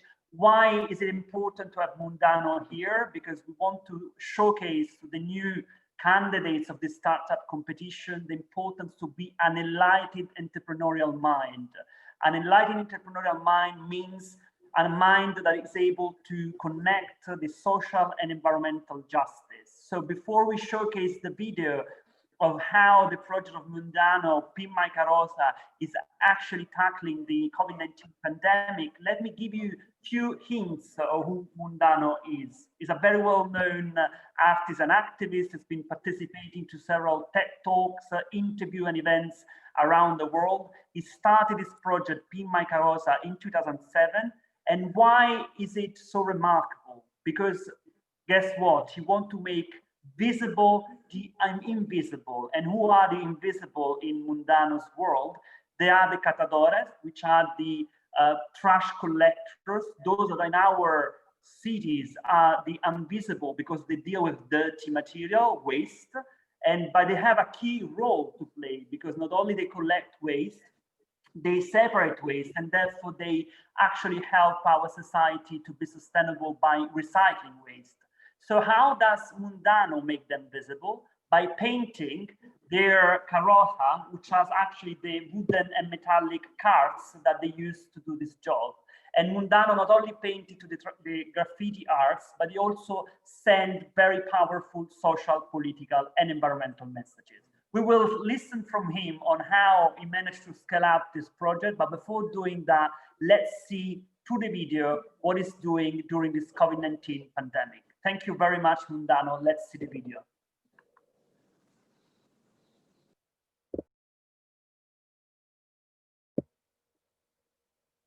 We cannot hear the audio is not on. The audio functioning. Não é porque atinge todo mundo que todo mundo é atingido da mesma forma. Se uma catadora ou catador fica isolado, não pode fazer o trabalho de reciclagem. E sem a reciclagem, eles não conseguem trazer a comida para dentro das suas casas. Eles ficam como? E a família deles? Fica como? Foi pensando nisso que no fim de março, a ONG Pimpe My Carroça criou a campanha Renda Mínima para os Catadores. É um financiamento coletivo para proteger a renda e a saúde desses trabalhadores que são responsáveis por coletar, vejam vocês, 90% de tudo que esse Brasil recicla. A meta da campanha era juntar R$500 mil. Esse dinheiro ia ser dividido entre os catadores autônomos cadastrados no CATAQUI, aplicativo que o Pimpe My Carroça criou para que profissionais de reciclagem possam ser contratados por quem gera resíduos. Olha que bacana. O primeiro desafio que o pessoal do Pimpe My Carroça encontrou foi coletar os dados dos catadores para garantir o repasse da grana. Dezenas de voluntários do Brasil inteiro passaram semanas ligando para os profissionais do aplicativo para fazer o cadastro dessas informações. Eu sou voluntária do CATAQUI, do aplicativo. Você pode responder para eu catar os seus dados? Aí veio o segundo desafio, divulgar a campanha o máximo possível. Os catadores de lixo reciclável também estão parados. A maioria depende do trabalho diário para sobreviver. A gente não vai ter imunidade passando fome. Comprar comida, pagar aluguel, gás. A gente depende muito da ajuda de vocês. Para aumentar o engajamento das pessoas, então a ONG convidou dezenas de artistas a doarem obras como recompensa para esse pessoal que estava no apoio da... Essa aqui é a obra que eu disponibilizei, as pessoas... A ideia se espalhou tanto, mas tanto, que diversas celebridades e personalidades aderiram a essa campanha. Vocês conhecem o Pimpe My Carroça? Pimpe My Carroça. Já faz a sua doação aí. Enquanto a campanha de arrecadação rolava, o Pimpe My Carroça agitava outras formas de dar uma força para os catadores. Uma delas foram os kits de higiene. Dezenas de garrafinhas de água e sabão foram montadas e entregues para os catadores e outras pessoas em situação de extrema vulnerabilidade. A ideia era tão simples que gente de tudo que é lugar se inspirou e também montou e entregou garrafinha nas suas cidades. Em parceria com vários restaurantes, mais de 18 mil refeições foram distribuídas nas ruas de São Paulo. Itens de higiene e cestas básicas doadas por empresas também foram entregues nas mãos de quem mais precisa. Até o povo do Pimpe My Carroça, Colômbia, entrou nessa com nós. Lembra o CATAQUI? O aplicativo que eu falei lá no começo do vídeo? Ele mudou totalmente de missão durante o isolamento social. Enquanto a pandemia durar, o CATAQUI vai ser uma plataforma de solidariedade. Então você aí, baixe o aplicativo, encontre catadores ou centrais de doações para apoiar quem mais precisa nesse momento tão difícil que a gente está vivendo.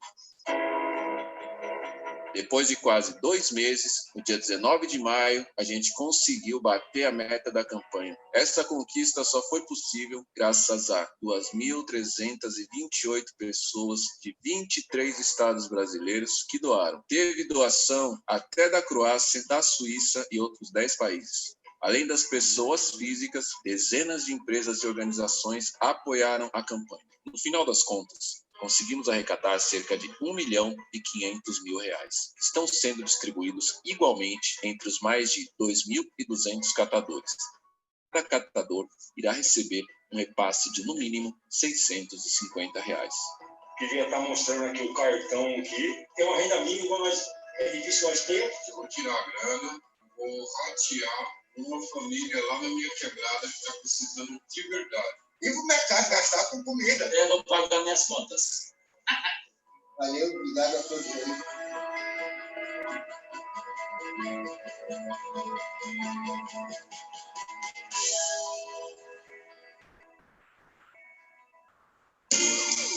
Dizem que já já tudo vai voltar ao normal. Normal? Deus me livre. Os catadores sempre foram invisíveis nessa sociedade. A pandemia não inventou novas injustiças, apenas escancarou as que sempre existiram. Os catadores continuam precisando de todo o apoio que a gente puder dar. Quer fortalecer a gente? Manda um oi pela nossa rede social. Meu nome é Elis Laura, trabalho na reciclagem, tenho muito orgulho do que eu faço. Viva os catadores e as catadoras do nosso Brasil. Thank you very much. In line, as you can see, what Mundano is doing is very much in line with our CLIC startup competition. So Mundano, let's start with the first question I would like you to provide to our startup candidates. Where does the business model come from? I mean, how did you make a business model out of a great idea you had in mind? So hello, Hugo. Hello, everyone. Congrats for all the candidates, all the amazing ideas. Yeah, just a short intro. This was a big action that we did during the pandemic. But of course, in the pandemic, we have a business model to raise funds for the waste speakers, the catadores, as you said, Hugo. They really are the protagonists, the most important ones to start the circular economy in Brazil, in the big part of the world. But we started 13 years ago doing crowdfunding. And when you do a crowdfunding campaign, you are looking for funding, but you have the crowd. The crowd for us is the most important thing, because if you have fund and you don't have the crowd, you don't have nothing. It's priceless. So when you have the crowd, we have celebrities that support us, soccer players, singers. When you have the crowd, it's much easier to go for funding.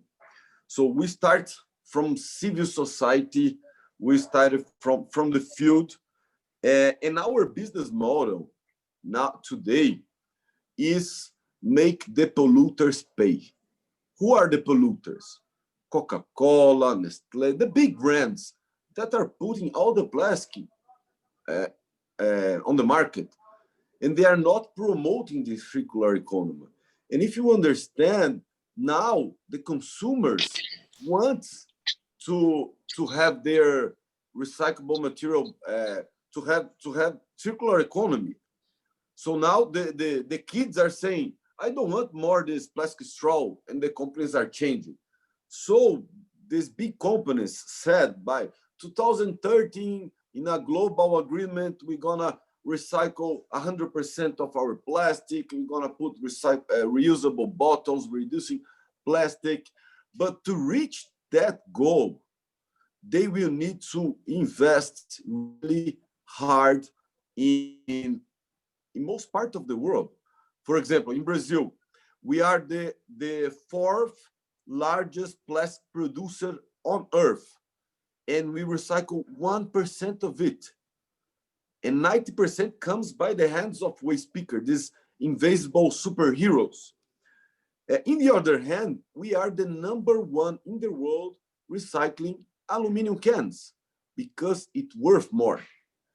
So waste pickers are not a problem. Normally, you're gonna see somebody collecting recyclables, you'll say, oh, this is not good. No, they are part of the solution. We have all these social problems, and we have this environmental problem. We need to put those things together. So just to have an idea, Brazil dumps 3 billion euros each year sending recyclable materials for the landfill open dumps. So we are dumping money and natural resources, and it's just one planet. So waste pickers, they are millions on Earth. There are estimates of over 80 million waste pickers around the world. Maybe Brazil has 1 million, and they are part of the solution. What we are doing, we create an app, Cataqui, so it's not a Uber model. It's an on-demand solution, but we don't want to be another middleman exploiting the drivers, exploiting. We are looking for a new economy where we can build like a digital cooperativism. So all the parts of the ecosystem grows together, and it's good for, it's a win-win solution. Okay, let me just try to put some idea into place. So starting with, who are the invisible, making them visible, providing them with basic income. Why? Because to do a social service that actually is needed, because no one is doing that in terms of recycling. Rather than dumping, they're doing something that is very circular indeed. And how to do that through an app at a key that actually does the digital part of it, which is pretty much in line with what we're discussing today. And now I have a question to your artistic side. But why using art? Why is art so powerful? And why do we need art in this project? Right. So this theme, circular economy, reducing our consumption, reusing, recycling, it's boring. We like this, but we are a bubble. Recycling, all this green thing is boring for most of the world. So we need to make this sexy. Art can do that. Art has the power to in the social media and everything.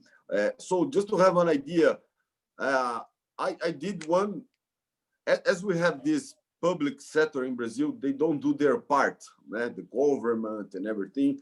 So I wrote one day a message on the cart with a spray can.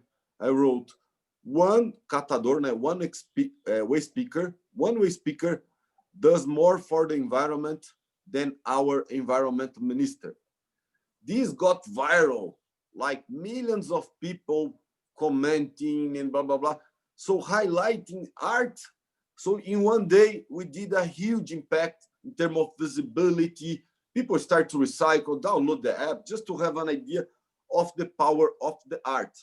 And this, I believe, in all your projects, the candidate initiatives, try to put art, try to engage the community. It's not just an idea. It's not just a solution. You need to have the crowd, and art is a tool. There's, of course, other tools, but we need to make, so with the art, Pimpe My Carroça, all of our programs, we have other projects, of course, they got easily on the main mass media, TV, journal, because we make something that is invisible, that people are avoiding, dealing with the waste. We make interesting, we make fun with a new way to reach this demand. And when you have the crowd, you also have the attention of the brands, of the companies, of the government. So we started in a different position. But I don't believe that any startup will solve all our problems. I believe in an ecosystem. Like, I'd like to give an award to each candidate here. So what we are trying to do is, with an app, build an ecosystem that could connect other initiatives, other startups, where together with civil society, public sector, media, we believe that we need to collaborate more, because this is a huge problem worldwide, and in all huge problem, we have huge opportunities for social justice.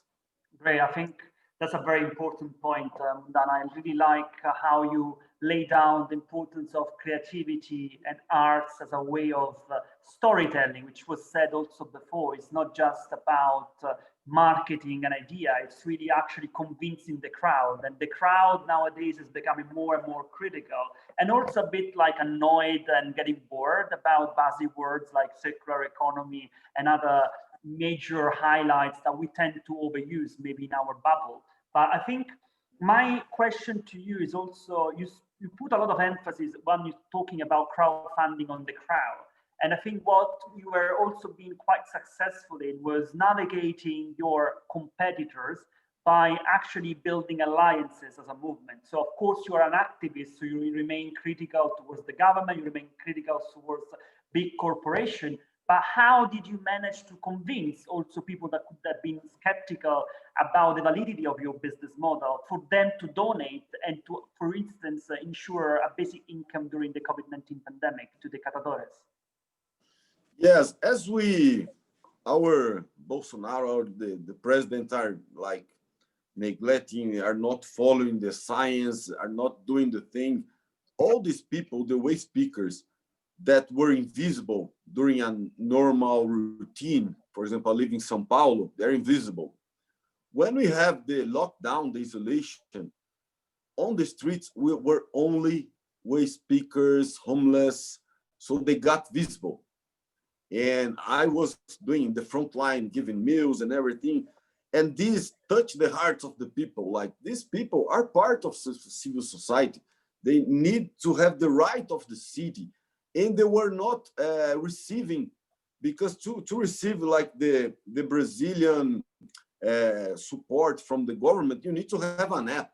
You need to have, so they are, so in a way, we need to launch a minimal income from way speakers, and we got like artists donating artwork for the crowdfunding, and then we have celebrities doing lives, all these things, and we reach like 1,000 donators, because I think we need to review our privilege during this pandemic. People was sharing more, we learned a lot, and in a way we are stronger than before as a network, as supporters, as and was so powerful, like watching the video again, just to have an idea. Half of the video, Hugo, is credits of names of people, like 30 minutes of credits of names, and this for me makes strong. And after this success, we have like brands also donate money to be part of it. So is that why I'm saying that the crowd is more important sometimes than the funding. Because if you have money and you don't have an audience, you don't have a demand, or you have just an idea, you need to be on field, you need to be creating solutions. So in 3 days, just to have an idea, in a pandemic like that, when water and soup, access to water and soup was a privilege, we need to act fast. So we don't have here alcohol to clean the hands on the first month, because it was not in the store. So you see that we create like water and soup in bottles. And in 3 days, I give this solution, and thousands of people were creating this and give to the homeless. So this touch the hearts. People want to make their part and be part of a solution. So I believe, so how we scale up, we have ambassadors all over Brazil in 14 countries that are trying to reach the same impact. And we are, in a way, with the app and other projects, creating pilots, creating solutions. We are growing really fast in the middle of crisis in Brazil and elsewhere, because we are working as a in a big network of collaborators. And of course, I invite all of you to be part. And it's a special moment sharing this.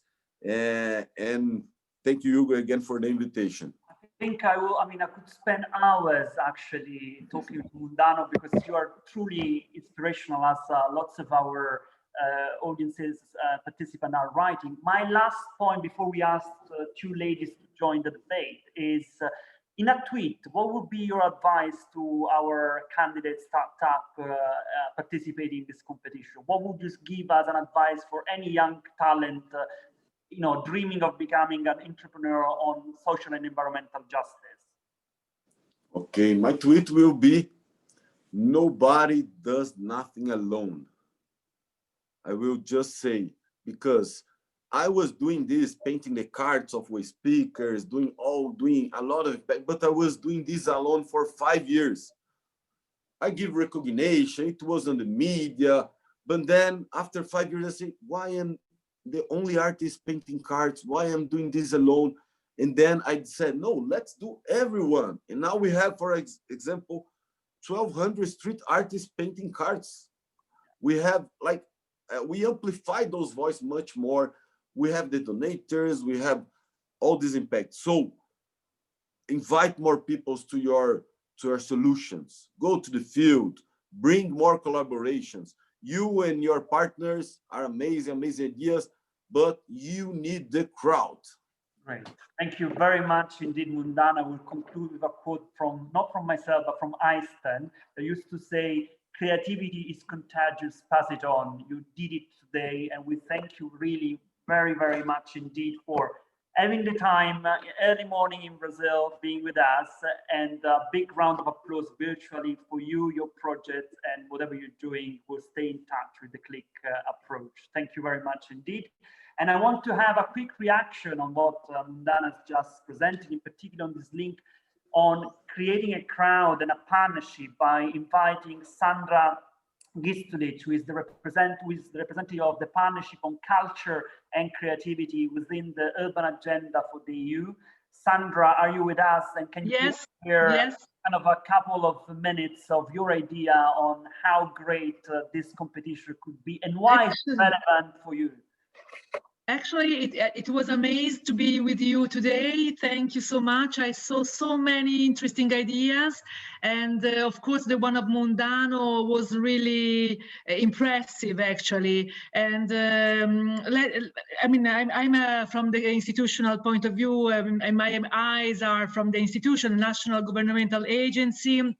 Before that, I was in the European Commission. So we always try to create these bottom-up approaches. I'm an architect, a urban planner. So whenever we try to have these programs of development, the cities, we try to actually create these processes that Mundano did alone. So I was really impressed. But this, let me give the opportunity to ask you, Mundano, the artist. I mean, from an European point of view, from this institution that I represent, that we are always trying to promote and to pick up these creative experiences that are enabler for the social inclusion, because the social innovation for us is this one, to give the funding to people who, the third sectors, the NGOs, the people that has the power to actually engage the local community and to, in our case, to rehabilitate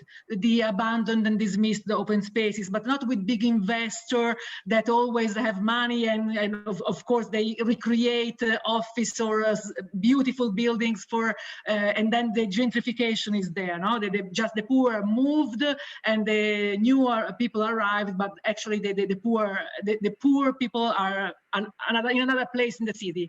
So we try to actually create these kind of processes that the local communities can be there, can evolve, but now thinking about your experience, my question to you is, on one hand, you did a great job and you were able to do that because you're a big artist and you had the opportunity to engage other artists and there was this crowdfunding going on, but the state, I mean, the question to me is where the state is, because these kind of things should be done by the state as well. Not in your case, I mean, you were able because you are, I mean, Mundano, but otherwise, if there is no this kind of activator, enablers, the actors as you, the state, where are these people? So thanks, Sandra. Before giving the floor to Mundano, I want to also connect to another speaker. I mean, Sandra, I think your point also is key because, as I was saying, she represents the urban partnership on culture and cultural heritage of the EU, the urban agenda for the EU, which is has 2 member states as a coordinator, Germany and Italy, but also the crowd, which are cities, regions, different networks, the European Commission. So I think this point on where are the state's perspective into funding something which is very local is pertinent. But we'll come back to that. Before, I want to give the floor to Paola Santilli from the CrowdFundMe. So again, a very pertinent perspective on crowdfunding. And please, Paola, your quick feedback and maybe a question to Mundano as well. Sure, thank you. So thank you for inviting me and congratulations to all the entrepreneurs for their pitches, really interesting. My company will represent the crowdfunding world but it's important to understand that there are different kinds of crowdfunding campaigns. Mr. Mundano referred to the donation-based, but there are also reward-based and equity-based campaigns. I would like to introduce you very quickly CrowdFundMe, which is a crowd investing platform with the aim of supporting the growth of startups and small, medium enterprises through equity crowdfunding campaigns. So investors receive company shares for their investments. So we raised till now almost 36 million euro, supporting about 98 companies operating in different industries. Among these industries, we can also find circular economy, food and beverage, fintech, clean tech, and so on. We strongly believe that creative and cultural businesses could be also a productive industry, so not only something to protect. So we are always looking for this kind of companies. And to give you some practical examples, we currently have 3 equity crowdfunding campaigns which cover these specific topics, and we are really amazed and really happy to have this kind of companies, and we hope that they can reach the overfunding soon. So we will continue monitoring companies operating in these businesses, and so feel free to get in touch with us if you want to know in deep how an equity crowdfunding campaign works. So thank you. Thank you very much, Paola, also for having highlighted indeed. Actually, the crowdfunding is often used as an over-encompassing term, but there are different ways of doing it, and equity campaigns are definitely one of them. So, I mean, Mundano, a quick reaction, 2 minutes time, from both the highly important point that Sandra highlighted and also maybe a reflection on the approach that Paola and the CrowdFundMe campaign is actually suggesting. Okay, thanks. Sandra, your question is very important, but most part of the world is not like the Europe standard in terms of even having the privilege to have your waste collected and not the recyclables collected. Just to have an idea, in Brazil, 87% of the cities don't have any recycling program.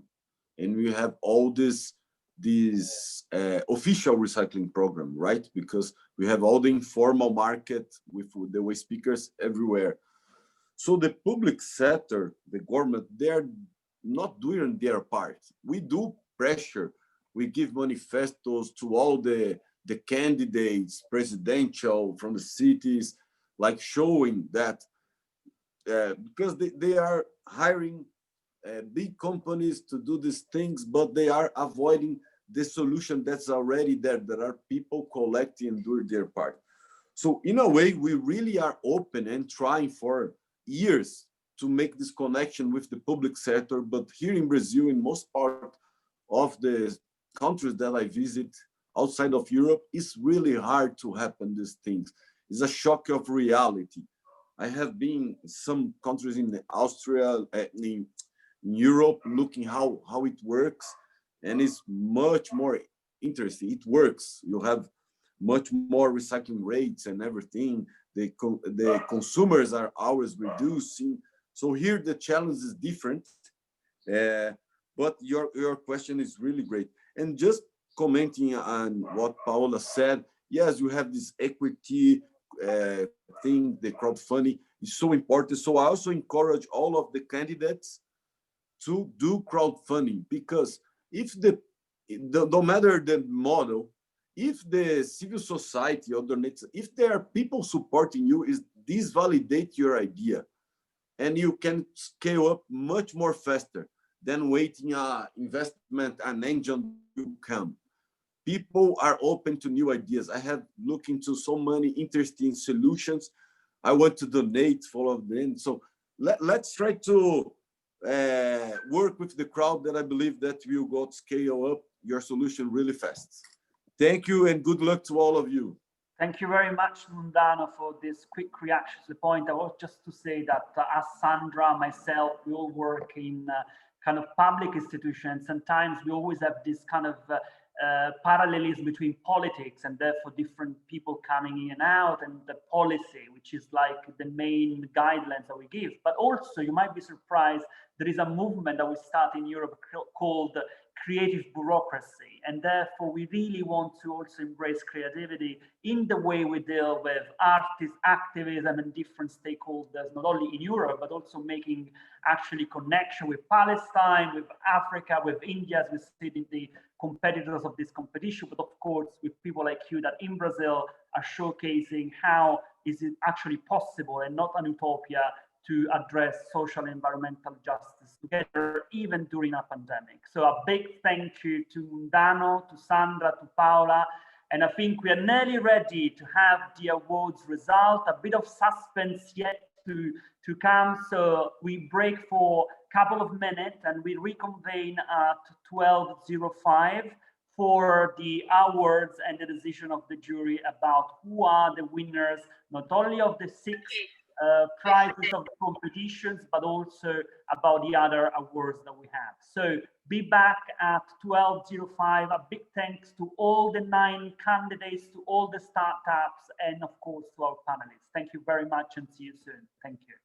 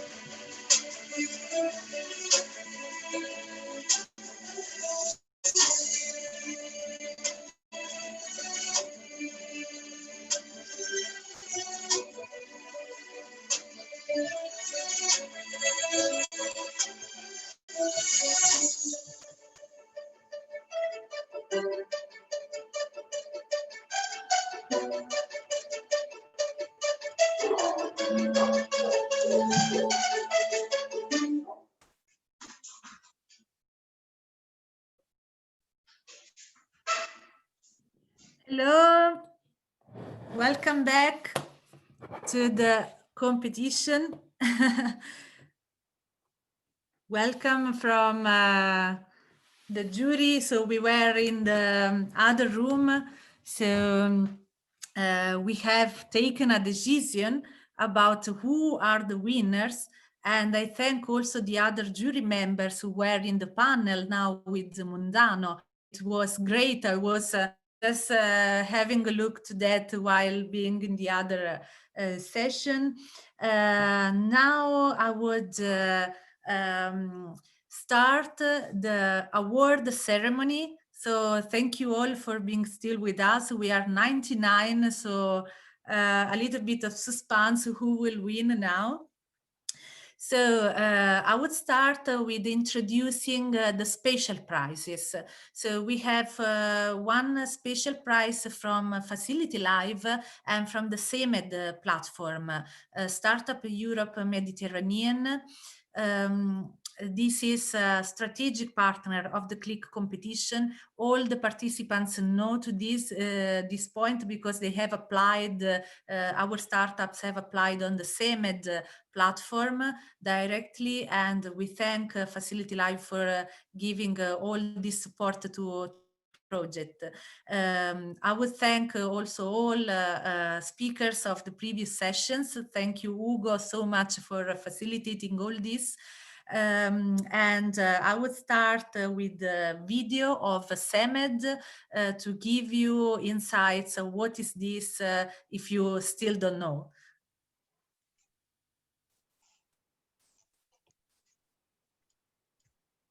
Today, we celebrate the dynamic spirit of Mediterranean startups and of the men and women entrepreneurs who will be the backbone of our common future growth in the region. Nothing is possible without the energy of pathfinders. Here, I would like to underline the important role of Startup Europe Mediterranean CEMED. This initiative, powered by FacilityLive in collaboration with the European Commission's Startup Europe initiative, is an important innovation platform which connects and fosters exchanges among startups, investors, universities, policymakers, research centers, and incubators. This initiative aims to create a bridge between the European and Southern Mediterranean ecosystems, enabling a unique opportunity to discover talents, synergies, and exchange good practices. In this sense, CEMED touches to the heart of European policies and priorities for the neighborhood Mediterranean region. But CEMED does not act in isolation. It is part of a well-defined strategy to connect Southern Mediterranean countries that are developing digital entrepreneurship hubs with European startup ecosystems. Finally, I would like to take the opportunity to congratulate the European Parliament for its relentless support to CEMED. Recognizing it is an action to stimulate cooperation on innovation, job creation, and sustainable economic growth. I'm glad that all European institutions recognize the value of this platform, resulting from the collaboration between startup communities and the European Commission.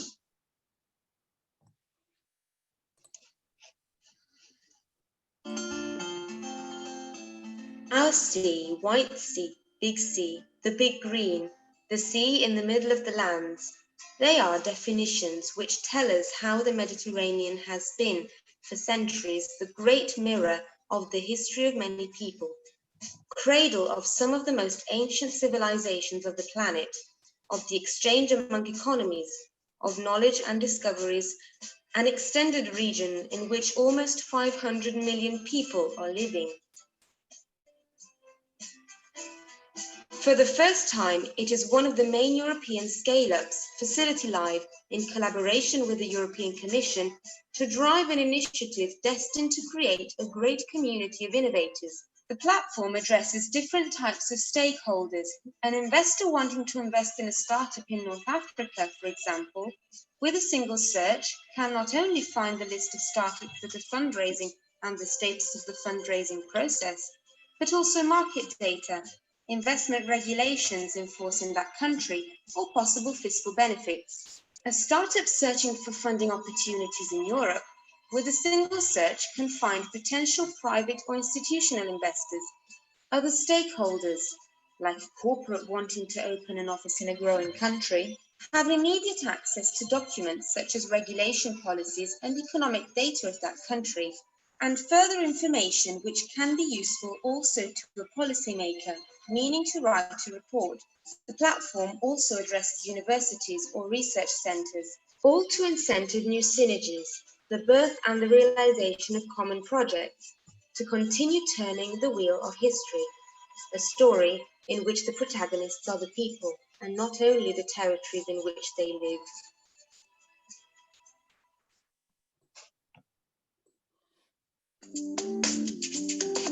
Type a search or click on a topic.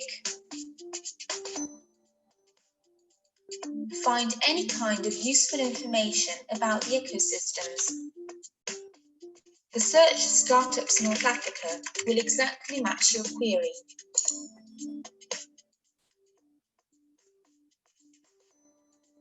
Click on the hyperlens for further information, such as visiting a startup's website. The hyperlens is one of FacilityLive's patents that allows you to open any type of content without leaving the platform. Drag any result into the info bag to save it.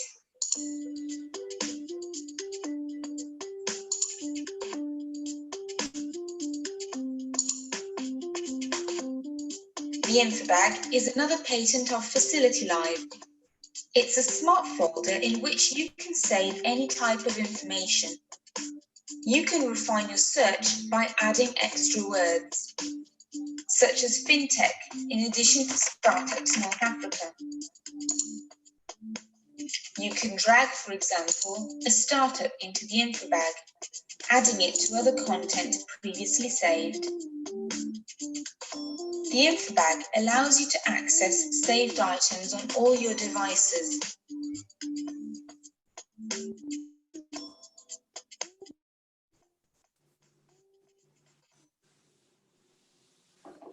Okay, so very nice video. So I think everything is very clear now about CEMED, and I would invite Fabrizio Porrino to give just a few words about CEMED platform. Fabrizio, are you there?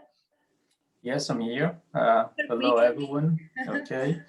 I know you were expecting Gianpiero, JP, but unfortunately he had a last-minute issue, so he asked me to fill in, and I'll try to do my best to represent him and FacilityLive and CEMED.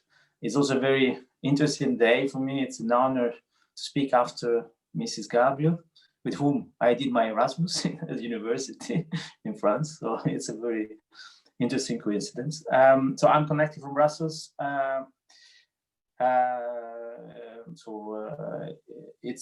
It's very interesting for me to be here, and I'm happy to say that the sixth winner will be awarded with by CEMED with a premium account for 12 months. In order to receive that, you need to be an established startups. So hopefully, if the winners, they are all established, it will be easy. Otherwise, we need to wait for them to be an established company. We will also provide visibility in one of the widgets of CEMED, which is called Ecosystem Focus, and we will showcase you for 12 months there. And also the best 20 ideas will be selected and published inside the CLIC business page inside CEMED, and it will be showcased, start being showcasing at the end of the competition. So I look forward to hear about the winners and then to congratulate them. Thank you very much, Fabrizio. We are very happy to have you with us, and also thanks to Gianpiero Lotito for being a speaker for us in these 2 days.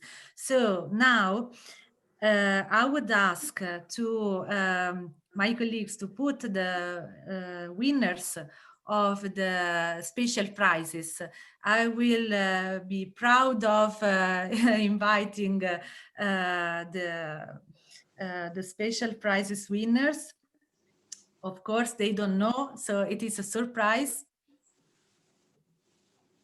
So just a second, they're coming. Okay, as you see, again, special prizes award. Let's see who has given which prize. Now, Just a moment, this is a prize given by the CNR IRIS, so our Institute for Research and Innovation and Services for Development. We have assigned 2 prizes to valuable startups who are extra artists. So you see, extra artists, for those who have followed also the 25th of November, 2 days ago, extra artists is one of the valuable startups coming into the 15 best group.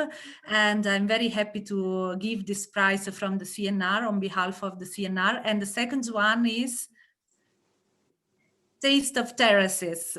So they will both have communication and marketing services from CNR, and we are sure that they will grow and they will do a great job in the next months, even if they have not presented today, but they are really done a great job. So congratulations to both. And let's go to the other prize. So here, the Enterprise Europe Network with the focal point of a CNR, ELSE, National Research Council, and Enterprise Lazio and Sardinia for Europe. Here we have some prizes, many prizes. So I thank Irene and Ludovica for that, for following very closely the competition. The prize is the Enhancing Innovation Management Capacity Service. It's a customized support to assess the innovation capacity of those startups to improve their performance and increase their competitiveness. So let's see who are the winners. One is Clio Muse Tour. So congratulations to the team. This is a Greek startup coming to the 15 best startups. So congratulations for your work. The other one is History's Up. Again, congratulations. Then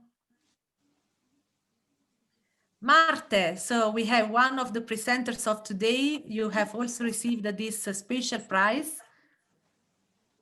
Restructure Heritage. So this has also been chosen by Europe Enterprise Network to access the Innovation Management Capacity Service. And then we have Smart Guide, another presenter of today. And finally, I know that there is another prize, and it is HERT, SRL. So HERT, I need to say, is one of the participants who came to the 25 best startups and who also participated in the online vote last week. So it was one of the startups who didn't manage to go to the best 15, but it was best, of course, and congratulations for also receiving a prize from the Enterprise Europe Network. You have impressed our jury. Then we have another prize. We have a lot of prizes. So O12 Factory, you all know them because they have followed they have organized and followed the training session of these 2 days, and they have conducted all the interviews. So we are really proud and really pleased to give on behalf of O12 Factory this prize. This is an incubator service valued €3,000 at the O12 Factory Incubator, who is, of course, a strategic partner of this competition. And the prize goes to G Cement. So congratulations to the team of G Cement, and also great presentation this morning. We are very happy to give you this prize. So we go on. Another prize is given by the European Venture Philanthropy Association. So Gianluca Gaggiotti was invited to join us, and he was also selecting this valuable startup to participate to the 17th annual EVPA conference. The winner of this prize will have the opportunity to follow a variety of sessions developed by experts and really meet philanthropy and social investment people who could go with him and discuss with him really to give us support and find strategic partners for your business. So congratulations to the dough makers. So you have received also the EVPA prize, and okay, we are proud to give another prize from ICHEC, Brussels Management School, the participation in the C-SHIP program at ICHEC Brussels. This is a new program, super innovative, I must say, because it also starts with the CLIC from the experience, a little bit of the CLIC project. And I'm very happy to have Philippe Drouillon today with us, and also Ruba Saleh, who moderated the sessions on the 25th of November. And the C-SHIP program is a cultural entrepreneurship program, 20 hours of coaching program under the framework of ICHEC upcoming professional training program. And who is the winner of this prize? Taste of Terraces. So you see that some of you have really received more than one, so you could be happy and proud about this. Congratulations to all of you. And I also need to say that an additional surprise prize has been given by Enea Bridge Economies for the startups located in Campania region. So you know that this competition has been organized by the CLIC project, who is led by CNR in the Campania region.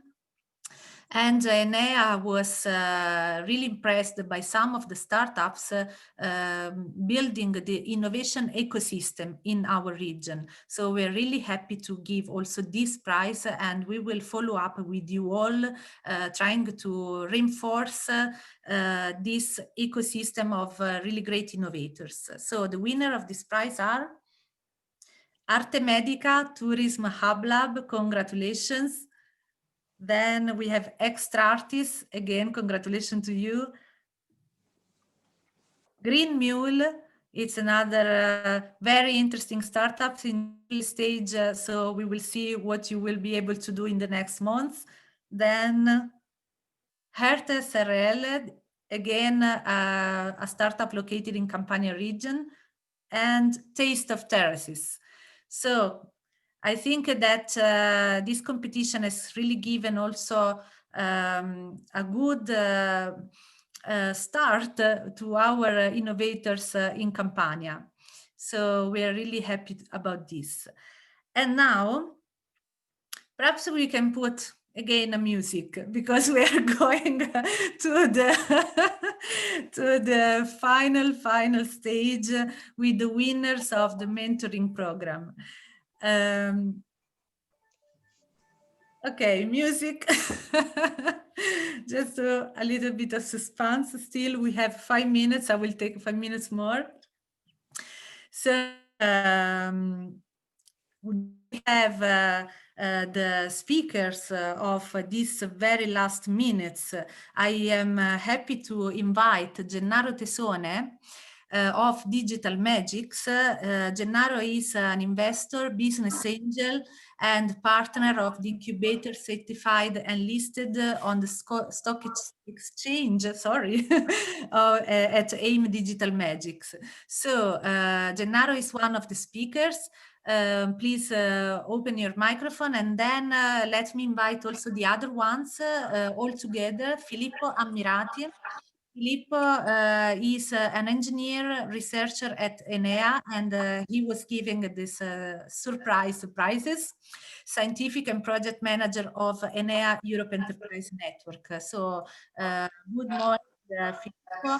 Then we have Paolo Di Bartolomei, of COTEC Foundation, COTEC organization, sorry. This is a non-profit foundation, and Paolo is the general director.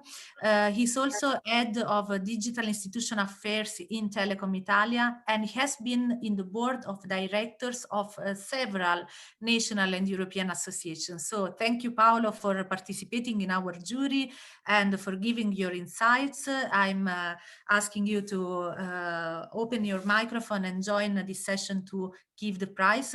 And I'm happy also to invite Sandra Gisdulik.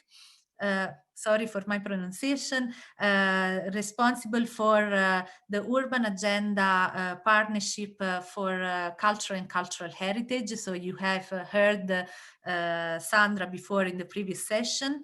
And finally, I don't know if we have with us the coordinator of all the CLIC project, Luigi Fusco Girard. I don't see him, but probably he will join. So if we can take the very simple slides that we have with the winners. I ask to Gennaro to give your insight about this winner. You know who they are because you participated in the jury session. Gennaro, the floor is yours. Are you there? You have the microphone muted. Please unmute yourself. Okay. Perfect. Thank you. Okay. Thank you for your introduction, and thanks for all the participants, but we have to choose, so we have to choose one. I think it's a really huge project with an excellent team, and I think they can really give a new industry project for the Mediterranean people and the Europe. So that's all. I don't know. This is my lifetime dream to say this word, but I don't know if you're ready. With the yes, with the prizes. Yes. So please, my colleague Martina, you are doing a great job. Thanks to Martina, to Serena, and especially to Valeria Catanese. Yeah, we are there. Okay, winner one. So you have had insight. Yes, and the winner is. Yes, Alteras the Soundscape. So congratulations to this team. It has really impressed the jury for this circular model and for really putting together all what you have learned also in these 2 days by participating in the training and by really learning about the circular business model, which is also the topic of the CLIC project, of course. Congratulations for your hard work and good luck for the future. You will be with us in the next few months to really develop your business and find perhaps investors for supporting you. So let's go to the other one, and I would invite Filippo Ammirati to say why this competition has been supported by Enea. Filippo. Okay. Thank you. Thank you. In premise, I want to talk to thank all the partners of the CLIC project for having carried out this project in such an important topics for Italy, Europe, and the world with so many environmental beauty, so many building and historical monuments, and so much culture and tradition to be exploited for an even greater and qualified use. Thank you for inviting me to participate and give me the opportunity to give a little contribution to this project. I want to also thanks all the jury members coming from different countries, coming from different expertise, different skills that certainly gave added value to this startup competition. Finally, I want thanks and congratulations with all the participants, with all the startups. I have noted a really high value of innovation in product, innovation in services, innovation also in organizing the services to give cultural heritage more and more usable from cities. Enterprise Europe Network, as you know, want support the innovation in all the sectors, but certainly cultural heritage is one of the most important sector for the European and the Italian and world culture and experience. So I thanks all the participants. Thanks all the organizers, I thanks all my colleague jury members, and I want to give my congratulations to the winners in all the sectors, and give my admire for the future. And the winner is Two Regeneration. Two Regenerations. Yes. Thank you, Philippe, for giving this award to Regeneration. So I think Stefan and the other members of the team are there. Congratulations.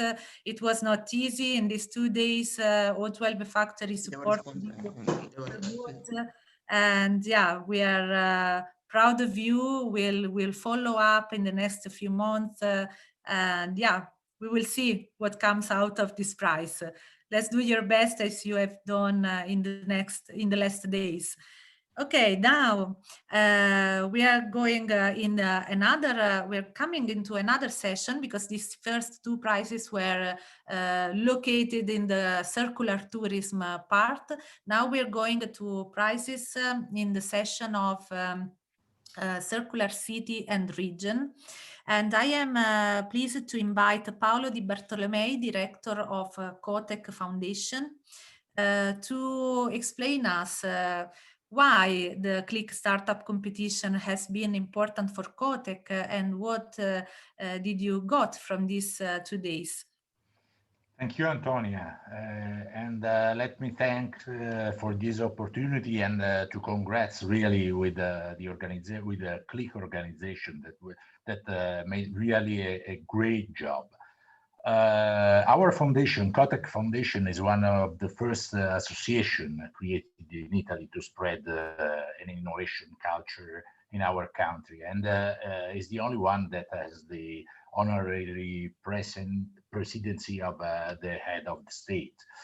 We started our activity in 2001, and since then, of course, the culture of innovation, despite many difficulties, but has managed to spread, especially in recent years. However, there is a lot of job to do, because there is indeed a sort of paradox, because technological advance is accelerating, while economic productivity is declining, let's say. And not only in Italy, but we could say all over Europe. Of course, there are quite a lot of explanation, but of this phenomena. But I think that the main problem is a lack of investment, especially investment in soft assets, like let's say training, skills, academies, and all human capital development that represent in effect the essential assets to generate and disseminate new innovative knowledge. So in this sense, CLIC event was for us really an amazing experience, because we examined really a lot of extremely interesting and innovative projects. And I want to congratulate really with all the participants, because they were really very, very interesting and inspiring. And this confirmed that the existence of a dynamic context not only in China or US, as we know, but also in Europe, in Africa, and in Middle East. This is a good news, of course, because, of course, the pandemic will not last forever. And we see that new ideas for new innovative economy are already underway, ready to help the process of recovery. And so we can pass to proclaim the winner of this section. That is Nice Visions. Is really a very interesting project with the jury consider very valuable and with good prospects. Yes, thank you very much, Paolo, for your insights. Very interesting aspects you have highlighted. Thank you for giving the prize to Nice Vision. Congratulations. And now I'm calling Sandra Gisdulik. And I ask you to be very short because we are running a little bit out of time, but it is the final moments. So Sandra, please, the floor is yours. Can you hear me? Because sometimes the sounds are difficult. My thoughts following these days are that actually the energy is on the land, on the ground.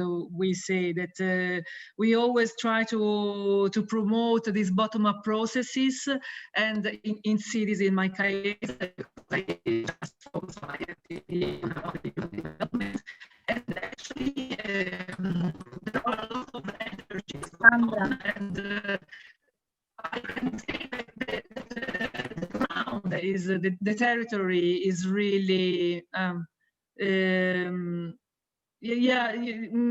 see that my voice is not heard correctly. Yes, Okay. I think that we missed some parts, but you can surely conclude and announce the winner. Yeah, and actually, I mean, the new programming period of structural funds, we have this OP4 and OP5 fully dedicated to this integrated energy on the ground. So for me, it's not one there is an opportunity hopefully for them. We are missing you. Sorry, Sandra, we are missing you because a lot of noise is coming. I'm very sorry. So let's try again, but I could say on your behalf, okay? Yeah, yes, please, because I don't know what's going on. So you can tell, yeah, I'm sorry. It's the help desk is not here right now, so. Yes, but I think I can interpret what you were saying because you are representing the partnership of the Urban Agenda for the Europe, the partnership Culture and Cultural Heritage, and we are really pleased that you're with us and you can bring also within the partnership the results of this competition and really the great winners and participants, the ideas that we have admired in these days. So I can say, or perhaps you can say the winner. The dough makers. Okay, so the winner is the dough makers in the second session about circular cities and regions. So congratulations, it was impressing the jury members and also the public. So it's really nice to give you this prize. Then I would ask Professor Luigi Fusco Girard. I don't see him anymore in the list of participants. Perhaps there is some issues also with him, but perhaps Ugo, could you step in for giving half? Of course. I mean, I don't know, of course, the winners because I'm part of the jury, but I was moderating the chat with Mondano. But I want to say, of course, I joined the other panelists. You know, you all did an amazing job, and I think now we are just focusing on the last 2 startups winners within the creative industry and social innovation. And I think there we really saw great example about the 3 that were shortlisted. So I'm very, very curious to see who the winners are. So winner 5 is Restructure Heritage. So we have a participant from the United States. I think also you got some other prizes, and this is you know, we really, I think, showcase through the startup competition a very open approach to the world by giving prizes also to our participants in Egypt, in the US. I'm very happy that Europe demonstrate once again our open approach to international cooperation. I don't know if the professor is with us. Yeah? Yes, he's again with us. It was my fault because I was not seeing his name, but now he's renamed. And, because it's the specific mind of the project and deserves due attention. Thank you very much indeed. Thank you, Ugo, for stepping in. And actually, Professor Fusco-Girardi, you should be able to speak now. Yes, I think. Do you hear me? Yes, please. It's perfect. So, yes, I'm very glad of this initiative because I think that it has not been a competition only. It was only a way to share knowledge, to share ideas, to exchange new ideas, and perhaps also to improve our ideas and our capacity to be innovative. So I think that we have to recognize that we can go away from this competition, in my opinion, more rich than in the 3. More rich, exactly because we have the opportunity not only to make an exercise of critical knowledge, but also to improve our ideas. So I am very glad of this conclusion, and I'm very glad, and I thank you all, winner, but also not the winners. I thank you, all the participants. I thank you, the jury, first of all, and in particular, Ugo Guarnacci. I thank you very much because I know that he has a very, very strong contribution together with Antonia. Thank you very much to you all, and congratulations. In Latin, we say ad maiora. Thank you, Professor Fusco-Girardi. And I would give you again the floor to say who is the winner, the last and final winner.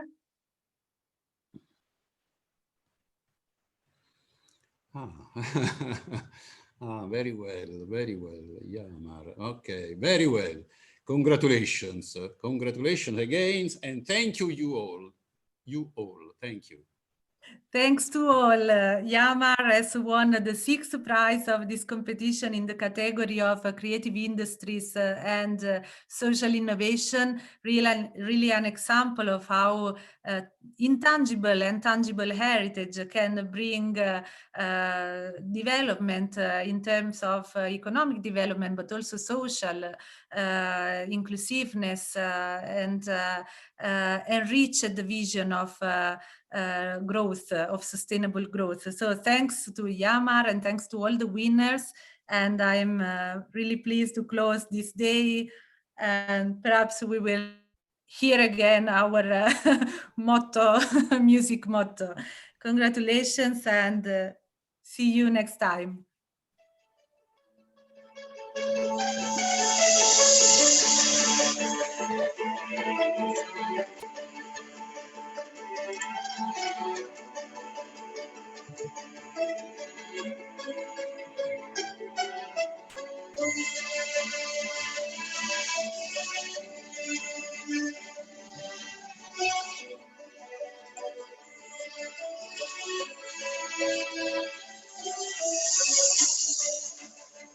You can dance, yeah, if you want.